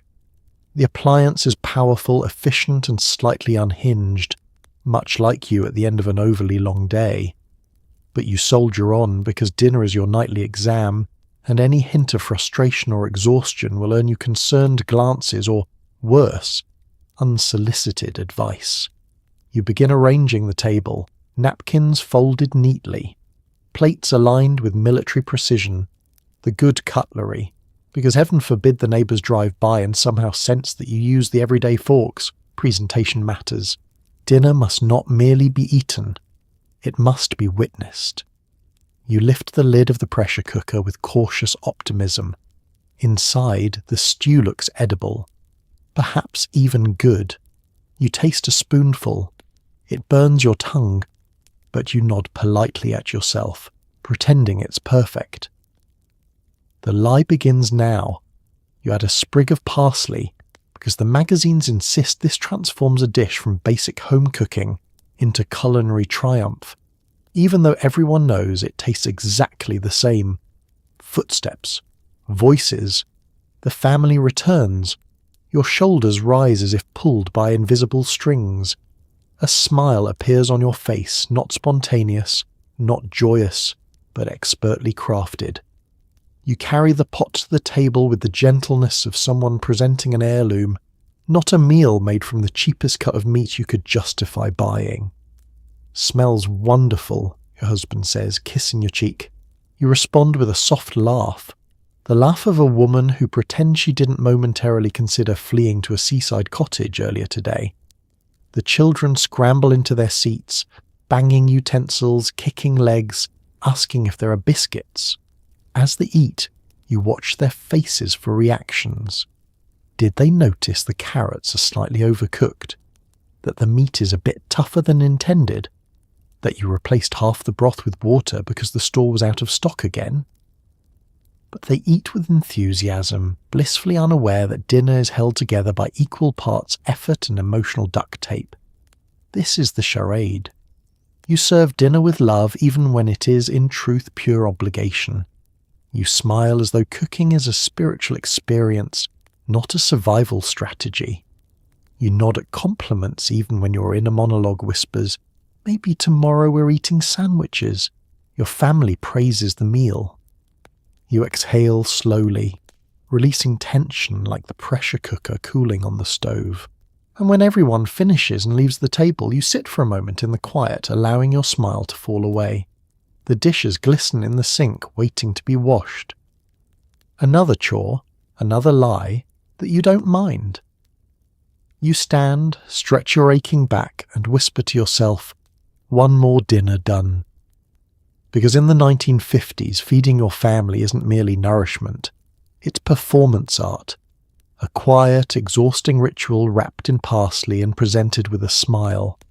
You endure tales of office politics you don't care about, interjecting, "Oh, and how interesting," with Oscar-worthy conviction. Because in the 1950s, the dinner table is not merely where meals are eaten. It is neutral territory, a diplomatic zone where peace must be upheld at all costs, even if it requires you to feign interest in the interpersonal drama of men who wear grey suits and argue about staplers. Your husband arrives home with the posture of someone who has survived trench warfare, when in reality he spent the day attending meetings and drinking coffee. He loosens his tie, sighs dramatically, and sits down with the weight of a man who believes he alone keeps the American economy from collapsing. You set his plate in front of him with a gentle smile, inhaling quietly as he launches into the monologue you've been bracing for since 3 p.m. "So Johnson said the proposal needed revision," he begins, scooping potatoes onto his fork, but Mason, oh, you know Mason, he insisted the numbers were perfectly acceptable. You do not know Mason, you do not want to know Mason. But you nod solemnly as though Mason's views keep you awake at night. He continues, "And then Peterson. Remember Peterson? Well, you do not remember Peterson. You suspect no one remembers Peterson, including Peterson. Still, you tilt your head, widen your eyes, and let out a quiet, supportive, 'Oh?' Your children shovel food into their mouths with oblivious enthusiasm, forming a noisy background track to your husband's epic saga about budgets, memos, and the man in the next cubicle who chews too loudly. You listen, even though your soul feels like it is gently slipping out of your body and floating toward the ceiling for a better view of your life choices. You take a sip of water, your emotional support beverage, and brace yourself for the next plot twist in this corporate melodrama. Then the copier jammed, he says gravely. You respond with the seriousness of someone hearing about a hurricane. Oh my goodness, it is your duty. This is diplomacy. Because at this table, your job is to maintain tranquility. Your spouse speaks, you encourage. He vents, you absorb. He recounts thrilling anecdotes like, we had to reorder supplies, and you pretend this is riveting. Your performance is flawless. You smile, nod, and deploy your well-practiced repertoire of phrases. Huh? Wow, that must have been something. People can be so unreasonable. You did the right thing. You sound engaged, supportive, and endlessly fascinated, even though mentally you are planning tomorrow's grocery list, deciding whether you can skip ironing his shirts, and wondering if that noise the refrigerator makes is normal or a cry for help. Every so often, your husband asks a question designed to test your attentiveness. What do you think I should have said to him? You blink, smile sweetly, and respond with something vague but wise. Well, it sounds like you handled it perfectly. He beams, reassured. Your diplomatic efforts have succeeded. Meanwhile, your inner monologue whispers, why does this man have so many co-workers? Why do they all have problems? Why must those problems follow me to the dinner table? But the table is a stage, and you are committed to the role. When the meal winds down, your husband leans back, patting his stomach. Ah, good dinner, he says. I feel better after talking through my day. You smile, collecting plates. I'm glad, you say. You did make him feel better. You restored peace. You sustain the illusion that you deeply care about quarterly reports and office ventilation complaints. As he moves to the living room, humming contentedly, you stand alone in the kitchen, staring at the dishes as though they represent the chapters of your own unspoken autobiography. You sigh softly. You stretch your jaw tight from over-smiling. You let the mask slip. But tomorrow at dinner, the performance will resume. Because in the diplomatic world of the 1950s household, your smile is the treaty, your patience the peacekeeping force, and your ability to endure office politics a quiet, heroic act of emotional warfare. You scrub, wipe, and reorganize like you're cleaning a crime scene. The lie. Pretend in this kitchen didn't look like a culinary tornado 1 hour ago. Because the truth is, dinner leaves behind the kind of devastation that archaeologists would one day analyze with confusion. Pots stacked precariously like metallic Jenga. Counters splattered with mysterious sauces that only vaguely resemble the food you served. A stove that now bears scorch marks in the distinct shape of your emotional state. No matter how lovingly you prepared the meal, or how aggressively you pretended to enjoy making it, the aftermath is always the same. Apocalyptic chaos. But the world must never know. So you take a deep breath, roll up your sleeves, and begin the ritualistic erasure of all evidence that dinner ever happened. The dishes are first. They loom in the sink like a Greek tragedy. Plates with hardened bits of stew, bowls containing remnants of what might have been vegetables, a spoon that seems permanently fused with gravy. You fill the sink with hot water, watching steam rise like the spirits of meals past. You plunge your hands in, scrubbing with the dedication of a medieval monk illuminating a manuscript. As you wash, you replay the dinner in your mind, your husband's office story repeating for the 4th time, your children asking if there's dessert before taking a single bite, and the moment someone knocked over a glass of milk and blamed gravity. Your eye twitches, but your hands keep moving, scraping away the culinary sins. Next comes the counters. You swipe a cloth over the surfaces, pretending they haven't been dusted with flour, oil, breadcrumbs, and the faint emotional residue of your patience. The cloth collects it all, absorbing both debris and despair. You wring it out in the sink like you're twisting the day's stress into the drain. Then your attention turns to the stove. The stove is complicated. It has seen things. It has felt fear. It has, on occasion, made noises that suggest it might unionize. You wipe each burner gently, as if soothing a creature that might lash out.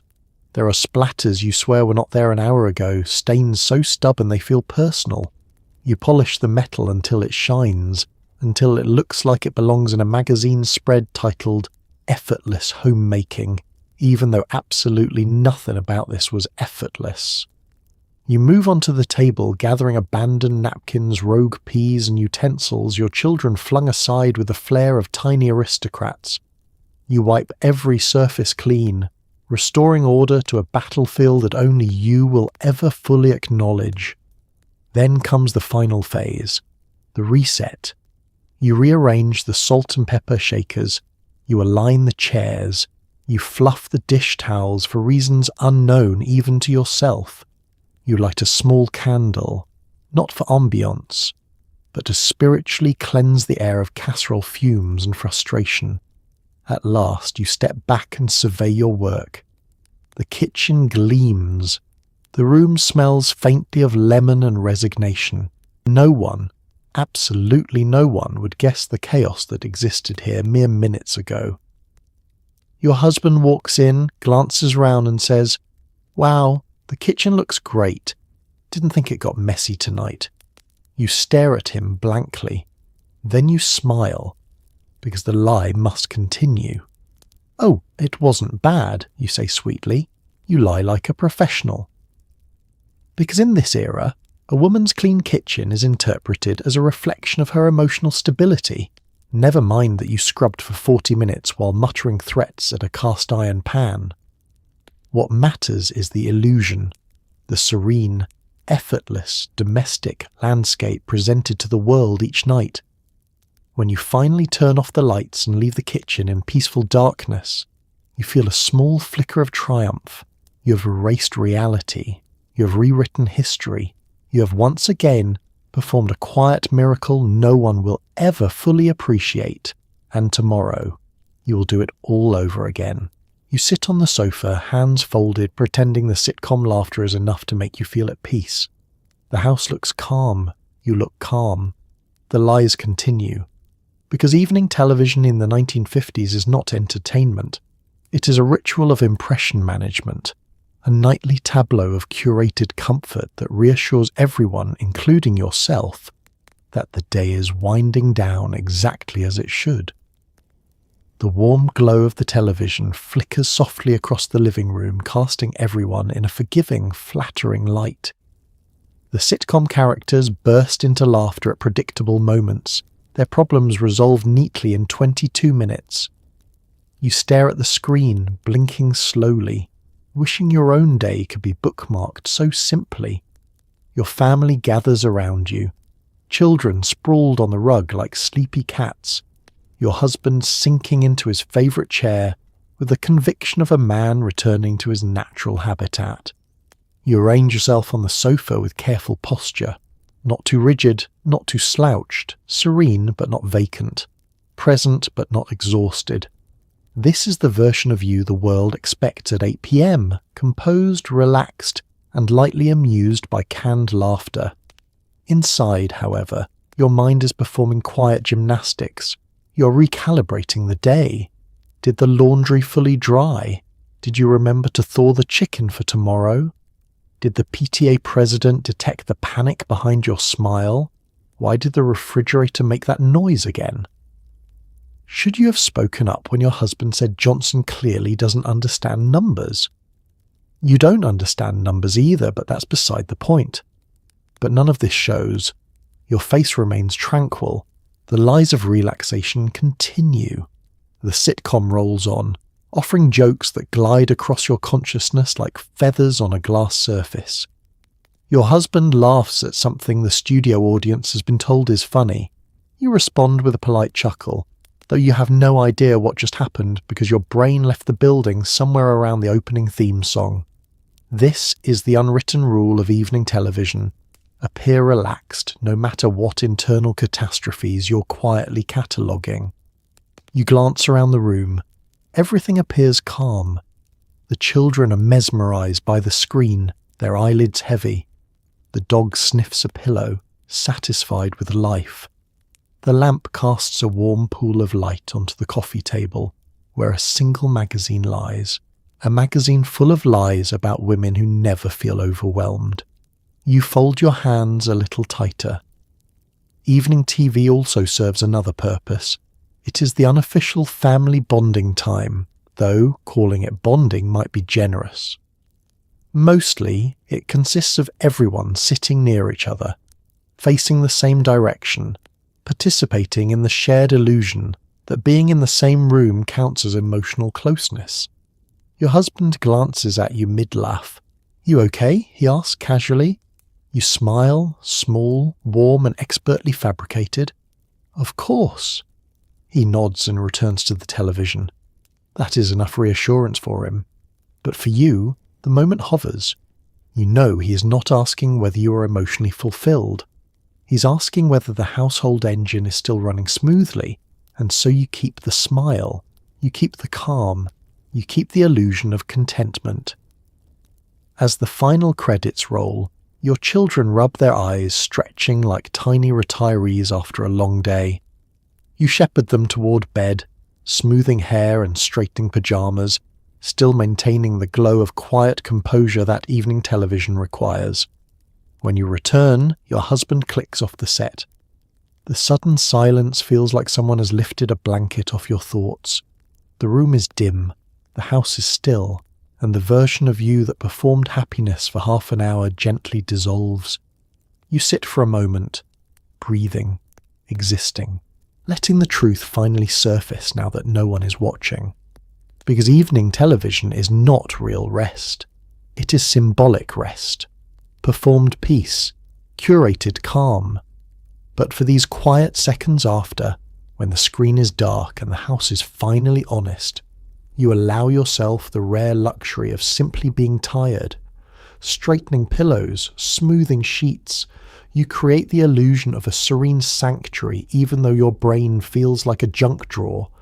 Because in the 1950s, the bedroom is not simply where you sleep.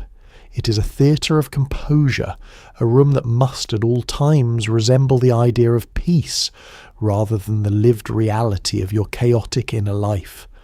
It must look calm even if you're a swirling vortex of unwashed thoughts, mental to-do lists, and existential exhaustion. You begin with the pillows. Pillows are deceptively political. They must be fluffed to precisely the right level, not too firm, not too limp, just supportive enough to imply emotional stability. You punch them, squeeze them, and shake them with the force of a woman exorcising stress demons.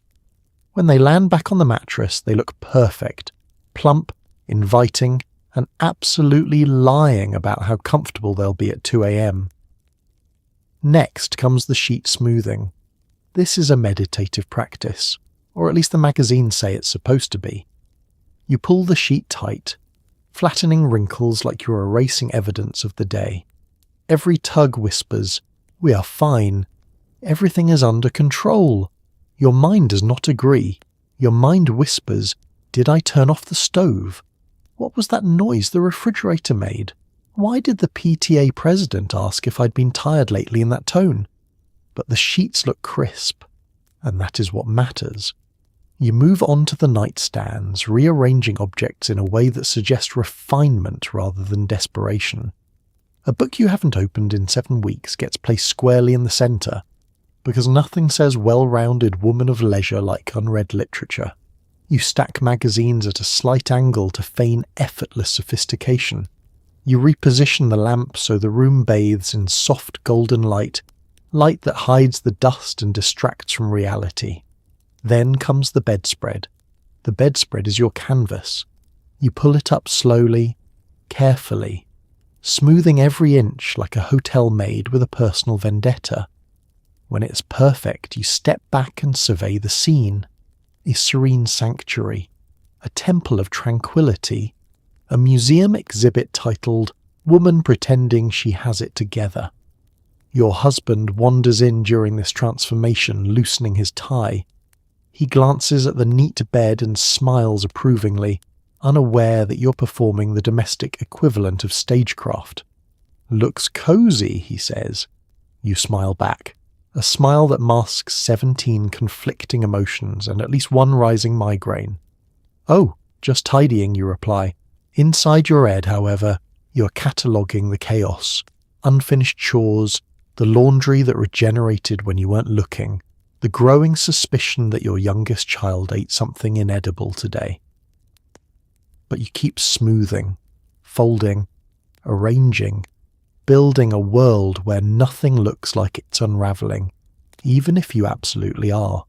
Once the bed is set, you tackle ambiance. You crack open the window for a hint of cool air.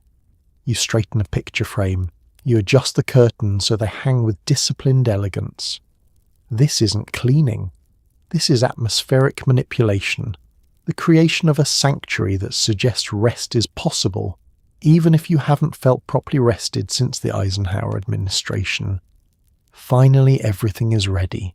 The room glows softly. The air feels calm. The bed looks like promise incarnate. Your husband settles in, already half asleep, blissfully ignorant of the emotional choreography that transformed the room from lived-in to catalogue spread. You slip in beside him, exhaling a long breath you've been holding since lunchtime. Now, in the dim quiet, the truth flickers through your mind. You don't reset the bedroom because it brings you joy. You reset it because it gives you hope. Hope that tomorrow will be kinder, that the house will be quieter, that your thoughts will cooperate, that life will feel just a little less heavy. You smooth the final wrinkle on the blanket. You tuck your feet beneath the sheets. You let the illusion hold you, just long enough to drift towards sleep. Because even if your brain feels like a junk drawer, your sanctuary looks perfect. You apply cold cream in soft circles, whispering reassurances to your reflection like you're training a nervous cat. Because nighttime beauty rituals in the 1950s aren't really about beauty at all. They're about containment, quietly managing the day's emotional fallout while telling your reflection, everything is fine, even if both of you know it's shaky at best. You lean closer to the mirror. The bathroom light hums above you, vibrating with the same exhausted energy you carry inside your bones. Cold cream cools your skin, thick and comforting, like a dairy-based apology for everything you endured today. You massage it in small, practice circles, hoping the cream will somehow erase not only your wrinkles, but also the memory of long division, PTA politics, and whatever your husband said about Johnson's stapler dispute. Your reflection blinks back at you, tired but loyal. She's been through a lot. This is where the lies begin. Soft lies, gentle lies, necessary lies. "You're doing great," you whisper to her, even though she looks like she's one laundry mishap away from becoming a ghost that haunts Tupperware parties. "You're glowing," you lie again, even though she's glowing only because the cold cream is reflective. The magazines insist this ritual is supposed to be rejuvenating, a glamorous moment of self-care in your private boudoir. But the reality is that your bathroom counter is cluttered with mismatched jars. Your robe is slipping off one shoulder, and you're operating entirely on fumes and hope. Still, you continue, because cold cream offers you the one thing you rarely get during the day, a moment when no one expects anything from you. You wipe away the cream with a soft towel, revealing a slightly pink, slightly confused version of yourself. This is the fresh-faced glow the magazines talk about. You don't see glow exactly. You see a woman who has defeated 12 chores, 7 emotional crises, and 1 malfunctioning vacuum in the past 14 hours. Next, you apply night lotion. The lotion smells faintly of lavender and dreams you no longer have time for. You pat it onto your cheeks, using upward motions just like the articles advise, as if gravity itself is negotiable when you're determined enough. Your mind drifts. You think about the day, you think about tomorrow, you think about running away briefly to a quiet cabin where no one says, "What's for dinner?" ever again. Then you catch yourself. No, you whisper to your reflection. We don't quit. Your reflection narrows her eyes skeptically. You move on to your curlers, strange, colourful contraptions that make you look like a cheerful alien. You win sections of hair with mechanical precision, clamping each curler with the exact amount of force required to hold a hope in place. You smile gently as you work, because every advertisement promises that a woman who curls her hair at night is both organised and emotionally stable. This is untrue, of course, but the curlers help maintain the illusion. When your hair is fully set, you lean closer to the mirror again. Now comes the final lie. You look lovely. Do you? Hard to say. You look like a woman about to win a staring contest with her own bathroom wall. But the ritual isn't about beauty. It's about restoration, not of the skin, but of your sense of self. Each cream, each pat, each whispered reassurance is a small act of defiance against a day that demanded too much. These quiet lies are battle chants, fortifying you for tomorrow. You turn off the light, leaving the mirror behind in its soft, empty glow. Your reflection fades into the dark, still wearing the calm expression you carefully crafted for her. And for the first time all day, you feel a tiny bit real. A tiny bit held, a tiny bit ready for sleep. Because cold cream might not erase wrinkles, but it does soften the edges of your exhaustion, just enough to let you drift into dreams. Your journal contains curated honesty, frustrations toned down, disappointments smoothed over. Even your private thoughts get edited. Because in the 1950s, even your diary isn't entirely yours. It is part confessional, part scrapbook, part historical record and part performance for an imaginary future audience. You write as though one day a scholar will study your words and say, "Ah yes, this was a woman of grace, composure, and mild inconveniences. Instead of the truth, this woman nearly committed arson because she stepped on a rogue Lego." You settle into bed with a small hardcover book in your lap, its floral cover promising tranquility. The pages delicate, crisp, full of potential. You uncap your pen, take a deep breath, and begin the nightly ritual of telling the truth gently, very gently. "Today was lovely," you write, conveniently omitting the part where you ducked behind a hedge to avoid Mrs. Henderson. The children were lively, you note, leaving out the moment one of them attempted to flush a toy soldier. Dinner turned out well, you record, despite the pressure cooker nearly recreating a NASA launch in your kitchen. This is the dance of selective truth. You describe your day the way a museum curator describes a battlefield painting, focusing on the colours, the mood, the general idea, and not the screaming explosions and lingering smoke. The diary doesn't need the full emotional carnage, it needs tidiness. Part of you wants to be honest, raw. You want to write, "If one more person asks me where their socks are, I will vanish into the woods." But instead you soften it into, "Feeling a little tired today." Even your punctuation lies.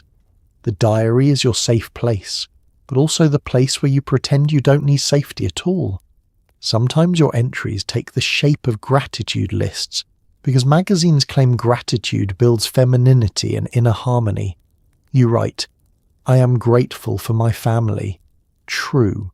"I am grateful for my home." Mostly true. "I am grateful for modern appliances." Absolutely false, but you write it anyway. You pause, pen hovering above the paper, debating whether to include the real frustration simmering in your chest. The unending chores, the invisible labour, the daily expectation to smile through everything like a decorative figurine brought to life. But even here, In the hush of your bedroom, you scale it back. Not because you are afraid the diary will judge you, but because you might judge you.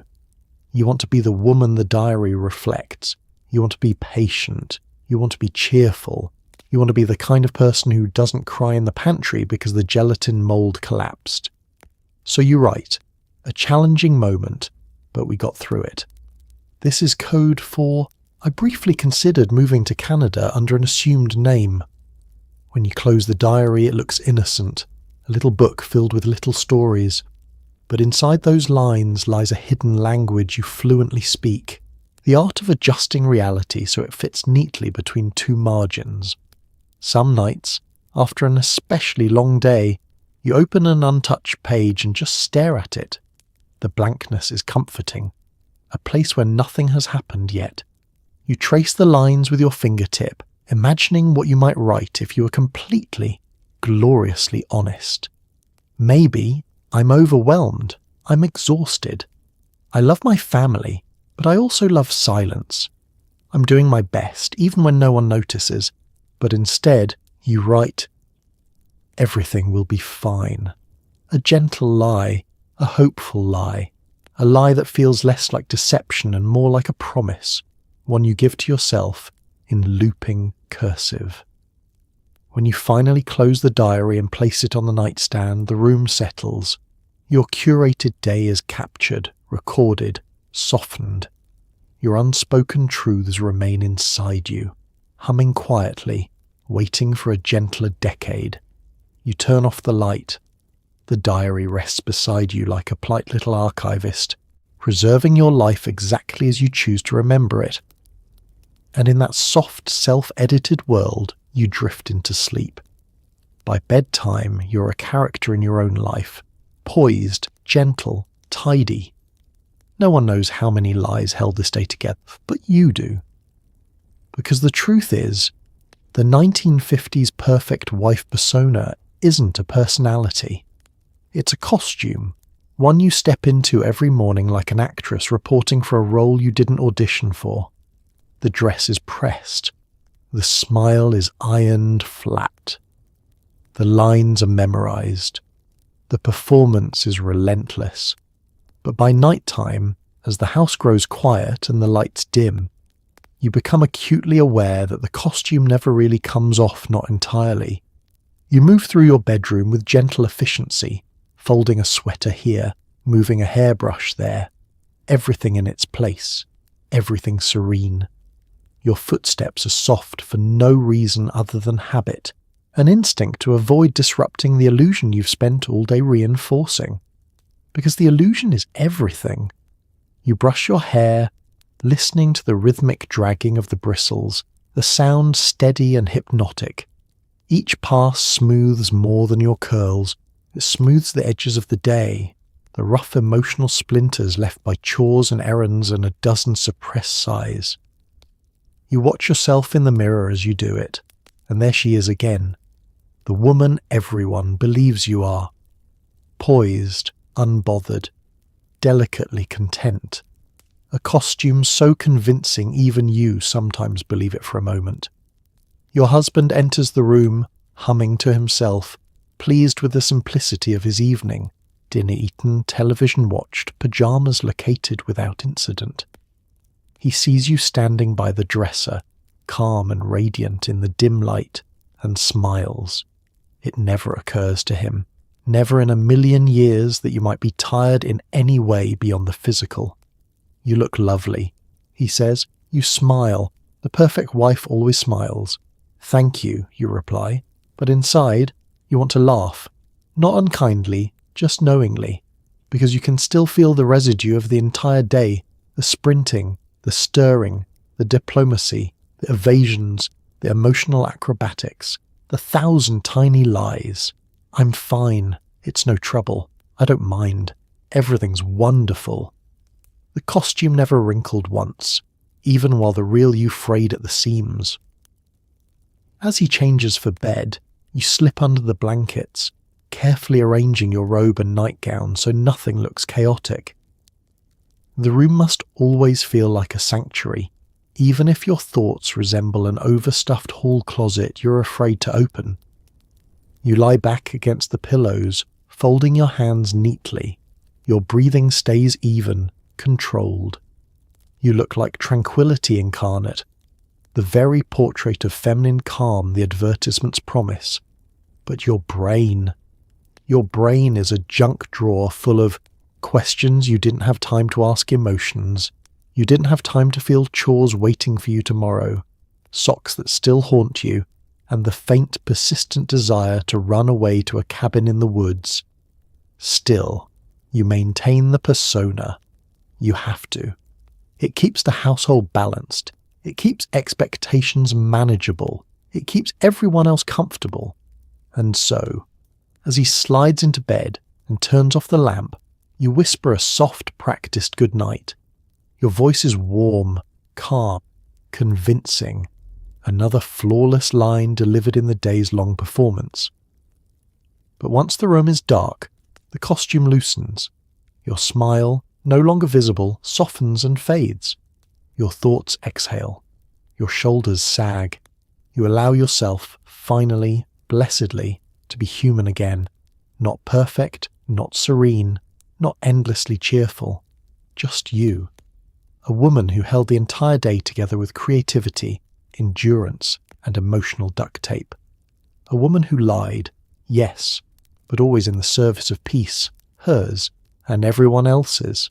You pull the blankets up to your chin, nestling into the quiet. You release one last breath, honest and unpolished, into the darkness, because tomorrow the costume will be waiting. But tonight, you get to rest. You slip beneath the covers, sighing deeply as the day's work settles in your bones. You whisper the most comforting lie of all, tomorrow will be easier, and let it lull you towards sleep. Because this is the final ritual of your day, the quiet, whispered benediction that keeps you going. The promise you give yourself, even though a small practical voice in your mind murmurs, "You said that yesterday, and the day before that, and definitely the day before that." But you hush that voice. Now is not the time for realism. Now is the time for illusions that feel soft and warm and necessary. You nestle deeper into the blankets, letting their weight anchor you after hours of being pulled in every direction, physically, emotionally, spatially, philosophically. The pillow cools your cheek. The room hums with stillness. Somewhere in the house a pipe settles with a gentle clank, as if the home itself is sighing with you. Your body is tired in the specific way only 1950s homemakers understand. The tired that starts in your shoulders, moves to your lower back, then settles firmly in the part of your brain labelled emotional reserves. Yet here you lie, crafting the gentlest lie of them all, that the next sunrise will bring simplicity, ease, manageable expectations, and maybe even joy.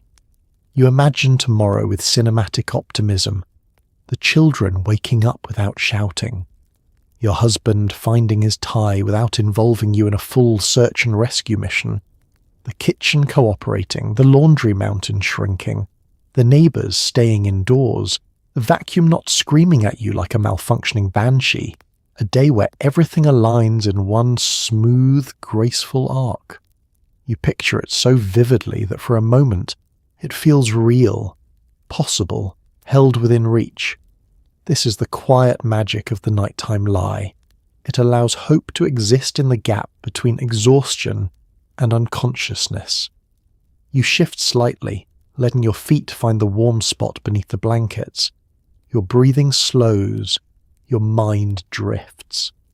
The events of the day replay in soft, blurry snapshots, lunchboxes, laundry, polite smiles, small crises, each fading into the background as your eyelids grow heavy. Still, fragments of truth linger.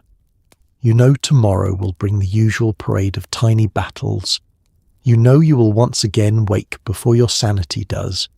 You know the morning smile trademark will return to your face like a well-rehearsed performer stepping back on stage.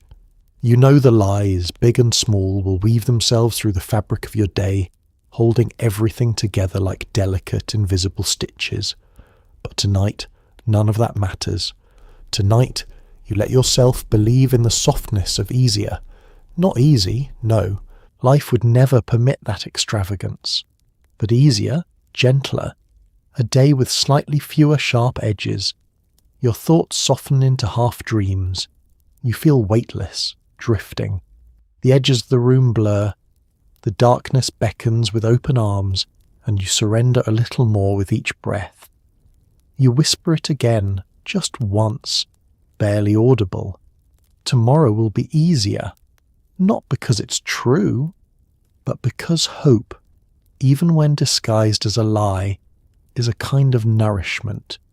You hold that gentle fiction to your chest like a small fragile bird. It beats its wings softly, tiny, comforting flutters against the inside of your ribs. And finally, as sleep settles around you like dusk on a quiet street, the lie becomes something else entirely, a wish, a promise, a thread of courage woven through the softness of night. Tomorrow may not be easier, but tonight you're allowed to believe it will be. And sometimes that belief is the only thing that gets you there. There is no fear more primal than hearing a car door slam outside your house at 5 p.m. and realizing someone has just dropped by. Instantly your pulse spikes. You scan the living room like a burglar assessing crime scene. The magazines aren't straight. The children are sticky. The ashtray is overflowing. You perform a speed cleaning sprint worthy of Olympic qualification, all while rehearsing the line, "Oh my goodness, the house is such a mess today." A lie delivered so flawlessly it should win an Emmy. Because in the 1950s, unexpected company is not a social visit. It is a surprise inspection, a pop quiz on your domestic competence, and the stakes feel enormous. Your brain switches instantly into crisis mode. You do not think, you react. Your hands begin moving faster than your thoughts, flipping cushions, tucking blankets, karate chopping pillows into crisp geometric shapes, wiping fingerprints from surfaces you didn't even know children could reach. You move with the frantic speed of someone trying to pack up their entire personality before the doorbell rings. The children stare at you wide-eyed as you shove toys into a corner with the urgency of a firefighter evacuating a building. Company's coming, you hiss. They scatter like startled pigeons. You pluck a half-eaten cookie off the coffee table and fling it into the kitchen sink with perfect precision. You sweep crumbs from the rug using your foot because there is no time to retrieve an actual broom. You snatch up newspapers, magazines, mail, and at least one sock, whose sock, who knows, and shove them into drawers you will absolutely regret opening later. Then you look around, still too messy, still too lived in, still too honest. You do another sprint. You wipe down the telephone like you're erasing fingerprints from a crime weapon. You straighten a painting by 1 millimeter. You relocate the dog to the backyard because he has decided this is the exact moment to drag a mysterious object into the living room. Finally, the room looks presentable, not perfect, not magazine-worthy, but passable in the fragile, polite light of 5 p.m. The doorbell rings. Your heart stops. Then, with the poise of a woman who has never broken a sweat in her life, you glide to the door. Your breathing steadies. Your smile softens. Your voice lowers into that gentle, welcoming octave reserved for company and telephone personas. You open the door. "Oh my goodness," you exclaim, radiating warmth. "What a lovely surprise. The house is such a mess today. Please excuse it. This is, of course, a lie of mythic proportions. The house is immaculate. The house has never been cleaner at 5 p.m. in the history of your ownership. The house looks so perfect that if the guest opened a closet, an avalanche of hidden chaos would bury them. But your guest gasp politely. Oh, nonsense. They insist. Everything looks wonderful." You beam demurely, as though you did not just complete a covert military operation to get the living room into this exact state. They settle onto the sofa, carefully, reverently, and you perch on the edge of a chair with a gracious posture that hides the fact that your heart rate is still higher than your grocery bill. You make small talk as though your entire being is not vibrating with residual adrenaline. While they chat, you maintain the illusion. You sip tea you prepared in 45 seconds. You nod calmly. You cross your ankles neatly, pretending your home always looks like a cross between a hotel lobby and a spiritual retreat. But every unexpected visit has one terrifying moment. When your guest stands up and says, "Mind if I use your restroom?" you freeze. Because the restroom was not part of the speed clean sweep. You give a smile that feels like it's made of cracking porcelain and say, "Of course, it's just down the hall." Then you pray, truly pray, that no one sees the damp towel on the counter, the toothpaste blob in the sink, or the child-sized footprints leading mysteriously into the bathtub. Eventually they leave, stepping out into the evening air with cheerful goodbyes. You close the door, you lean against it, you inhale deeply. You survived. Barely. Heroically. Tomorrow you tell yourself you will clean earlier. You will stay ahead of the chaos. You will be ready for anything. Another beautiful lie. But for now, you collapse onto the sofa, finally allowed to look as exhausted as you feel, and savour the quiet victory of having fooled everyone once again. Your cookbook lies to you daily. Its glossy pages promise soufflés that rise, glazes that shimmer, and roasts that don't fight back. But you wield that book like a prop. You flip pages with confidence, nod thoughtfully, and then proceed to cook the same 3 meals you always make. You leave the book open on the counter for ambiance, as if anyone believes you're making poached salmon en gelée on a Tuesday with 4 screaming children. Because here's the truth, mid-century cookbooks are fantasy novels in disguise. Their recipes are aspirational works of fiction, richly illustrated with food that looks like it was assembled by a French architect on Tranquilizers. Every dish glows, every garnish sparkles, every serving platter gleams with the smug confidence of a meal that has never known the chaos of a real kitchen. Your own kitchen, by comparison, looks like a culinary war room. A child is crying. Another is asking for a snack even though you just fed them. The dog is licking something questionable off the floor. Your husband is hovering by the fridge, muttering, "What's for dinner?" like a man who's never encountered a stove. But still, you open the cookbook because every good performance needs a convincing prop. You flip through recipes with artistic flair, pausing every so often to murmur, interesting, as though seriously weighing the logistics of preparing a 36-ingredient casserole that requires marinating for 12 hours and the emotional stability of a monk. You land on a page showcasing a towering, impossible creation, something involving gelatin, shrimp, asparagus spears, and a deep misunderstanding of human dignity. The picture radiates confidence. You do not. You turn the page quickly before it contaminates your spirit. The children scream. Someone has spilled something sticky. You press on. You select a simpler recipe, something humble, approachable, just like Mother used to make, assuming Mother lived in a commercial test kitchen and had 6 assistants. The recipe calls for ingredients you do not own, techniques you do not trust, and a level of patience you have not had since the first Eisenhower term. You nod anyway.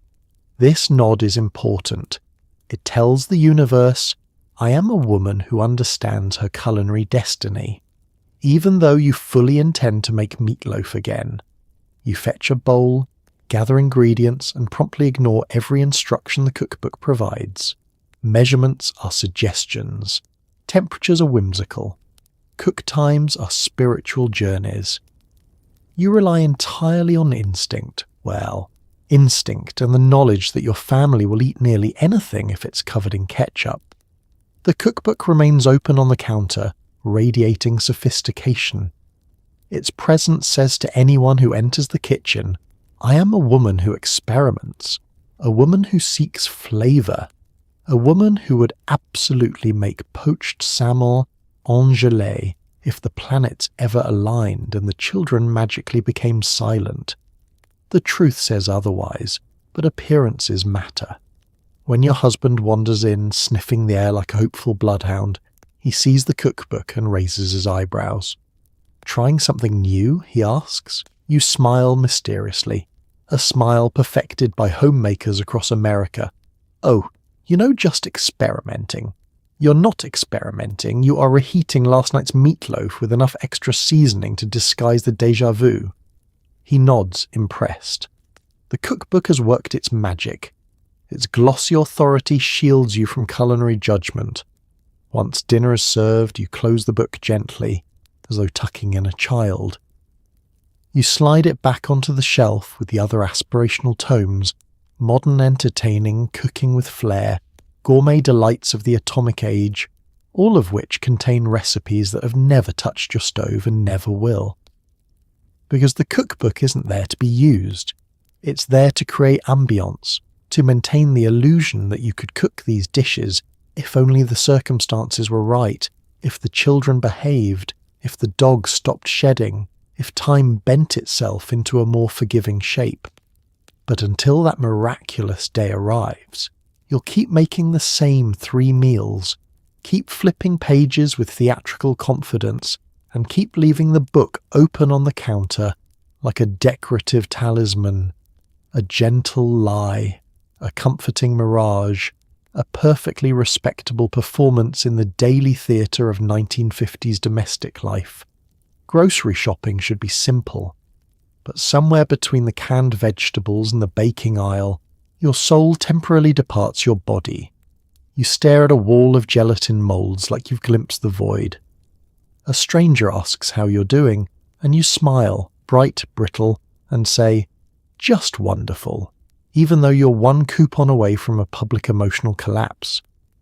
Because grocery stores in the 1950s weren't built for convenience. They were labyrinths of emotional instability disguised as food suppliers. Aisles stretch endlessly under buzzing fluorescent lights, each one filled with products that demand decisions. Far too many decisions for a woman who has already made 47 choices before lunch. You push your cart forward with the energy of a soldier marching toward a battle she did not volunteer for. The wheels squeak. The cart drifts to the left. The linoleum gleams with the slick shine of industrial despair. You begin in produce, where everything looks suspicious. Tomatoes too red, lettuce too crisp, bananas that seem to be plotting something. You bag a few items anyway, pretending you will absolutely use them before they liquefy in your refrigerator. Then you move on to canned goods. Rows upon rows of vegetables sealed in metallic time capsules, each can labelled with cheerful illustrations that do not match the mushy reality inside. You grab peas, corn, something labelled succotash, which you buy strictly out of guilt. This is fine. You are fine. But then you turn the corner into the baking aisle. This is where your soul leaves your body. Because only in the 1950s could an entire wall of gelatin moulds exist. Towering, shimmering, metallic contraptions shaped like rings, domes, fish, flowers, and one that looks unsettlingly like a human brain. The cookbooks insist you need all of them. Your ancestors whisper, absolutely not. You stand there, frozen, questioning every life choice that led you to this moment. And that's when it happens. A stranger approaches. She's chipper, cheerful, wearing pearls in public like she's auditioning for a detergent commercial. Oh, hello, she chirps. How are you? You hesitate for half a second. Just half. Her eyes shine with sincerity, and for one fleeting moment you consider telling the truth. That your laundry has unionized, that your children staged a mutiny this morning, that your feet hurt and your patience is held together by a paperclip, that if one more person mentions gelatin moulds, you will personally sue the entire dessert industry. but you smile too wide, too bright, and hear yourself say, "Just wonderful," a lie so polished it glitters under the fluorescent lights. She nods, satisfied, and wanders off toward the spices, leaving you alone with your cart, your thoughts, and a creeping sense of existential dread. You continue shopping, but the breakdown lingers like a low-pressure weather system. You forget what you came for. You circle the same aisle twice. You stare at a box of cake mix for an uncomfortably long time, contemplating the meaning of existence and whether making a dessert counts as self-care. You reach for a coupon in your purse, only to discover it expired last week. This is the emotional breaking point. You inhale sharply, clutching the handle of your cart, and whisper, "Not today." You soldier on. Frozen foods revive you slightly, the icy blast calming your overheated brain. You linger there too long, pretending to examine fish sticks while quietly enjoying the Arctic temperature. This is your spa day. Eventually you proceed to check out. The line is long. The conveyor belt is slow. Your patience is evaporating. The cashier asks, as all cashiers do, "Find everything you needed today?" Once again, you smile that brittle smile. Oh yes, everything was perfect. Another lie, a survival lie, a necessary lie. You bag your groceries, wheel your stubborn cart back to the parking lot, and load everything into the trunk with the energy of someone fighting gravity itself. Finally, you sit in the driver's seat, you grip the wheel, you breathe, and in that quiet moment, you reclaim your soul from wherever it drifted off to around the gelatin molds. You made it, barely, heroically.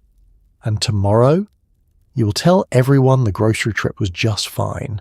Another gentle lie tucked into a life held together by dozens of them. You iron every blouse until it could slice through steel. Your dresses are pressed, your pearls polished, your hems crisp. But the lie isn't the outfit. It's the fantasy that you naturally wake up looking like this. Every woman on the block participates in the same unspoken contest. Who can appear the most effortlessly put together, while secretly dedicating half her lifespan to ironing? Because in the 1950s, fashion is not clothing, it is combat, fought with starch, steam, and the sheer willpower of women, desperate to hide how much effort it actually takes to leave the house looking socially acceptable. Your wardrobe may look serene, but beneath its smooth lines and delicate fabrics lies the story of an ongoing emotional battle. The iron is your sword, the ironing board is your battlefield, and your closet. Your closet is the armory where you store your victories, one perfectly pressed blouse at a time. It begins early, before breakfast, before sanity, before any part of your soul has properly reattached itself to your body. You stand in the bedroom staring at an army of dresses, sleeveless, collared, floral, polka-dotted and aggressively pastel, as they silently judge your posture. Each one demands preparation. Each one requires maintenance. You know full well that selecting a dress is not the serene moment depicted in catalogues. It is a negotiation between fabric and fatigue. You pull out a blouse, it has one wrinkle. One tiny wrinkle. You gasp softly, as though you've discovered a crime scene. Back to the ironing board. You heat the iron until it glows like a portal to the underworld. The hiss of steam rises around you, curling into the air like dramatic stage fog. You glide the iron over the fabric with the smooth, haunted precision of a woman who has done this 10,000 times. The blouse goes flat, perfect, weaponized, capable of slicing bread, deflecting gossip, or impressing the Hendersons. The real artistry comes next, assembling the outfit, dress, belt, pearls, shoes that look stylish but feel like medieval torture devices. You examine yourself in the mirror, turning slightly to make sure the seams lie flat and the hem falls just right. The overall effect is effortless elegance. The behind-the-scenes truth is that your bathroom currently looks like a textile explosion, and your fingertips are mildly burned from steam. You tell yourself it's worth it, because the neighbourhood operates under a shared delusion that every woman naturally floats through her day in immaculate dresses, never sweating, never wrinkling, never ripping a hem while sprinting after a child who's escaped into the yard. Every afternoon the street becomes a runway. Women retrieve the mail wearing full outfits. Women water their lawns in pearls. Women wave to neighbours while dressed like they're heading to a luncheon with the First Lady. This is not fashion. This is psychological warfare. If Mrs. Pemberton steps outside in a crisp shirtwaist dress, you must respond in kind, lest someone assume you aren't keeping up. If Mrs. Henderson appears in heels simply to drag her trash bin to the curb, you must reconsider your entire identity. You don't copy them, of course. No, this is a competition of effortless originality, which is to say, everyone looks nearly identical, but the effort behind each outfit remains as secret as state intelligence. Your husband notices none of this. He'll wander out of the bedroom wearing the same shirt he's worn since 1948, missing 2 buttons, sleeves rolled with pure chaos, and say, "You look nice today." You smile sweetly, hiding the fact that you've just waged a full-scale textile war. And then there's the biggest lie of them all, that you just threw something on. Women say this with the breezy tone of someone who has never spent 45 minutes ironing a collar so sharp it could commit manslaughter. "Oh, this old thing. Yes, I just slipped it on," you say, casually elbowing aside the mountain of discarded outfits hiding behind the closet door. By evening, you finally shed the wardrobe armour for your nightgown, and the relief is physical. Your shoulders drop. Your breathing deepens. You feel, for the first time all day, like a human rather than a well-dressed diplomatic envoy to suburbia. But tomorrow, the silent wardrobe competition resumes. The ironing board will call your name, the dresses will demand attention, and the performance will continue, crisp as ever. Because in the 1950s, looking perfect isn't the lie. Pretending it's effortless is. Behind every 1950s housewife is a vault of information, gossip, suspicions, whispered confessions, and observations about neighbours they pretend not to notice. But the greatest lie is the lie of restraint. You sip coffee calmly, nodding as others chatter, never revealing that you actually know more about this town than the Census Bureau. Because power, in this decade, isn't loud. It's quietly knowing which truths to hide. Because in the 1950s, information isn't shared freely. It's traded delicately, strategically, like smuggled goods slid across a bridge at midnight. And you are the quiet broker of suburban secrets. The understated archivist of everything everyone wishes they could pretend you never noticed. You begin every morning with your coffee, taken at the perfect vantage point, the kitchen window. This sacred viewing post gives you full access to the neighbourhood's daily movements. You see who leaves early, who leaves late, who didn't leave at all. The Henderson boy sneaking out with his hair uncombed. Mrs. Patterson hiding a shopping bag inside another shopping bag. Mr. Kellogg mowing his lawn aggressively as if he's punishing the grass. You observe, but you do not comment. Not yet. You gather information like a honeybee gathers pollen, subtly, continuously, and with a sense of purpose no one fully understands. By lunchtime, you've already accumulated more data than the town council sees in a month. But unlike the council, you know how to keep your mouth shut. That's silence. That's where your power lives.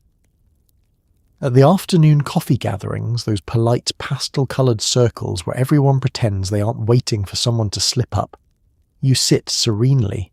You smile. You sip. You tilt your head with polite curiosity. And you let the other women chatter themselves into revelations. They underestimate you. They always do. You use simple phrases like, "Oh," and how interesting to coax them deeper. prompting them to pour out stories they didn't intend to share. You add almost nothing, a nod here, a raised eyebrow there. You are the softest interrogator in history. Inside, your vault grows fuller. You know which marriages are happy and which only look that way from the street. You know whose casserole is store-bought and who's pretending it's from scratch. You know who's behind on their mortgage, who dyed their hair, who's expecting, who isn't expecting but would certainly prefer that people believe they are, who lies, who exaggerates, who backtracks, who repeats, and still you remain quiet. Because the real pleasure isn't in telling what you know, it's in knowing that you could, at any moment, unleash a verbal tornado that would rearrange the entire neighborhood. You could devastate reputations. You could ignite feuds. You could turn potlucks into battlegrounds. But you don't. You sip your coffee. You nod. You keep your arsenal locked away. That restraint is intoxicating. It's what gives your glances weight. It's why people lower their voices when you walk by, even though you've never given them a reason to fear you. It's why neighbours treat you with a curious mix of admiration and caution, like a porcelain figurine that could, under the right conditions, become a grenade. Because while other women mistake gossip for influence, you understand something deeper. Information loses its power when spoken, but unspoken? Oh, unspoken information is dynamite. You drift through the neighborhood like a benevolent ghost carrying centuries of oral history in your apron pockets. No one knows just how much you see, how much you hear, how much you understand. And that's why you're safe, protected, untouchable. At night, when you tuck yourself into bed and hear the faint hum of distant conversations carried on the breeze, you smile to yourself, not the perfect wife smile, not the hostess smile, but your real smile. Because you know the truth about everyone, and no one knows the truth about you. Power in this decade isn't loud. It's quiet, polite, perfumed, and sipping coffee while gently holding an entire town's secrets behind your teeth. So tonight, as you settle deeper into your blankets and let the hum of the fan melt the edges of your day, take a moment to appreciate just how much you didn't have to lie your way through the 1950s. You didn't have to smile through a neighborhood casserole contest, or pretend your hair set perfectly overnight, or host a Tupperware gathering while silently questioning every life choice that led you there. You didn't have to craft a dozen tiny truths to keep your world spinning smoothly, the way those women did every morning before the sun even bothered to rise. Because the truth is, 1950s housewives were performing a delicate, relentless ballet, one made of expectations, obligations, and the small heroic fictions they told themselves just to make it through the next load of laundry. Their days were stitched together with whispered reassurances, polite smiles, and a level of emotional endurance that would make modern customer service workers weep in solidarity.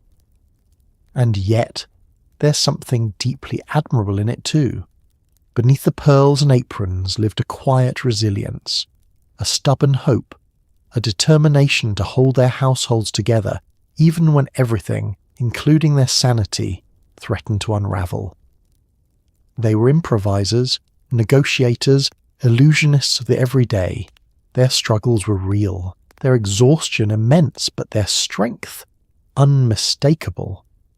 So tonight, as you tuck into your clean bed with soft pillows, warm lights, and appliances that don't require elbow grease and prayer, maybe whisper a small thank you to them, the women who navigated suburbia with a steady hand, a fixed smile, and a talent for smoothing out the truth when life demanded it. History may be messy, exhausting, and occasionally covered in gelatin molds, but it's also a reminder of just how persistent, hopeful, and quietly brilliant people can be. Sleep well, you're safe, you're warm, and tomorrow will be kinder.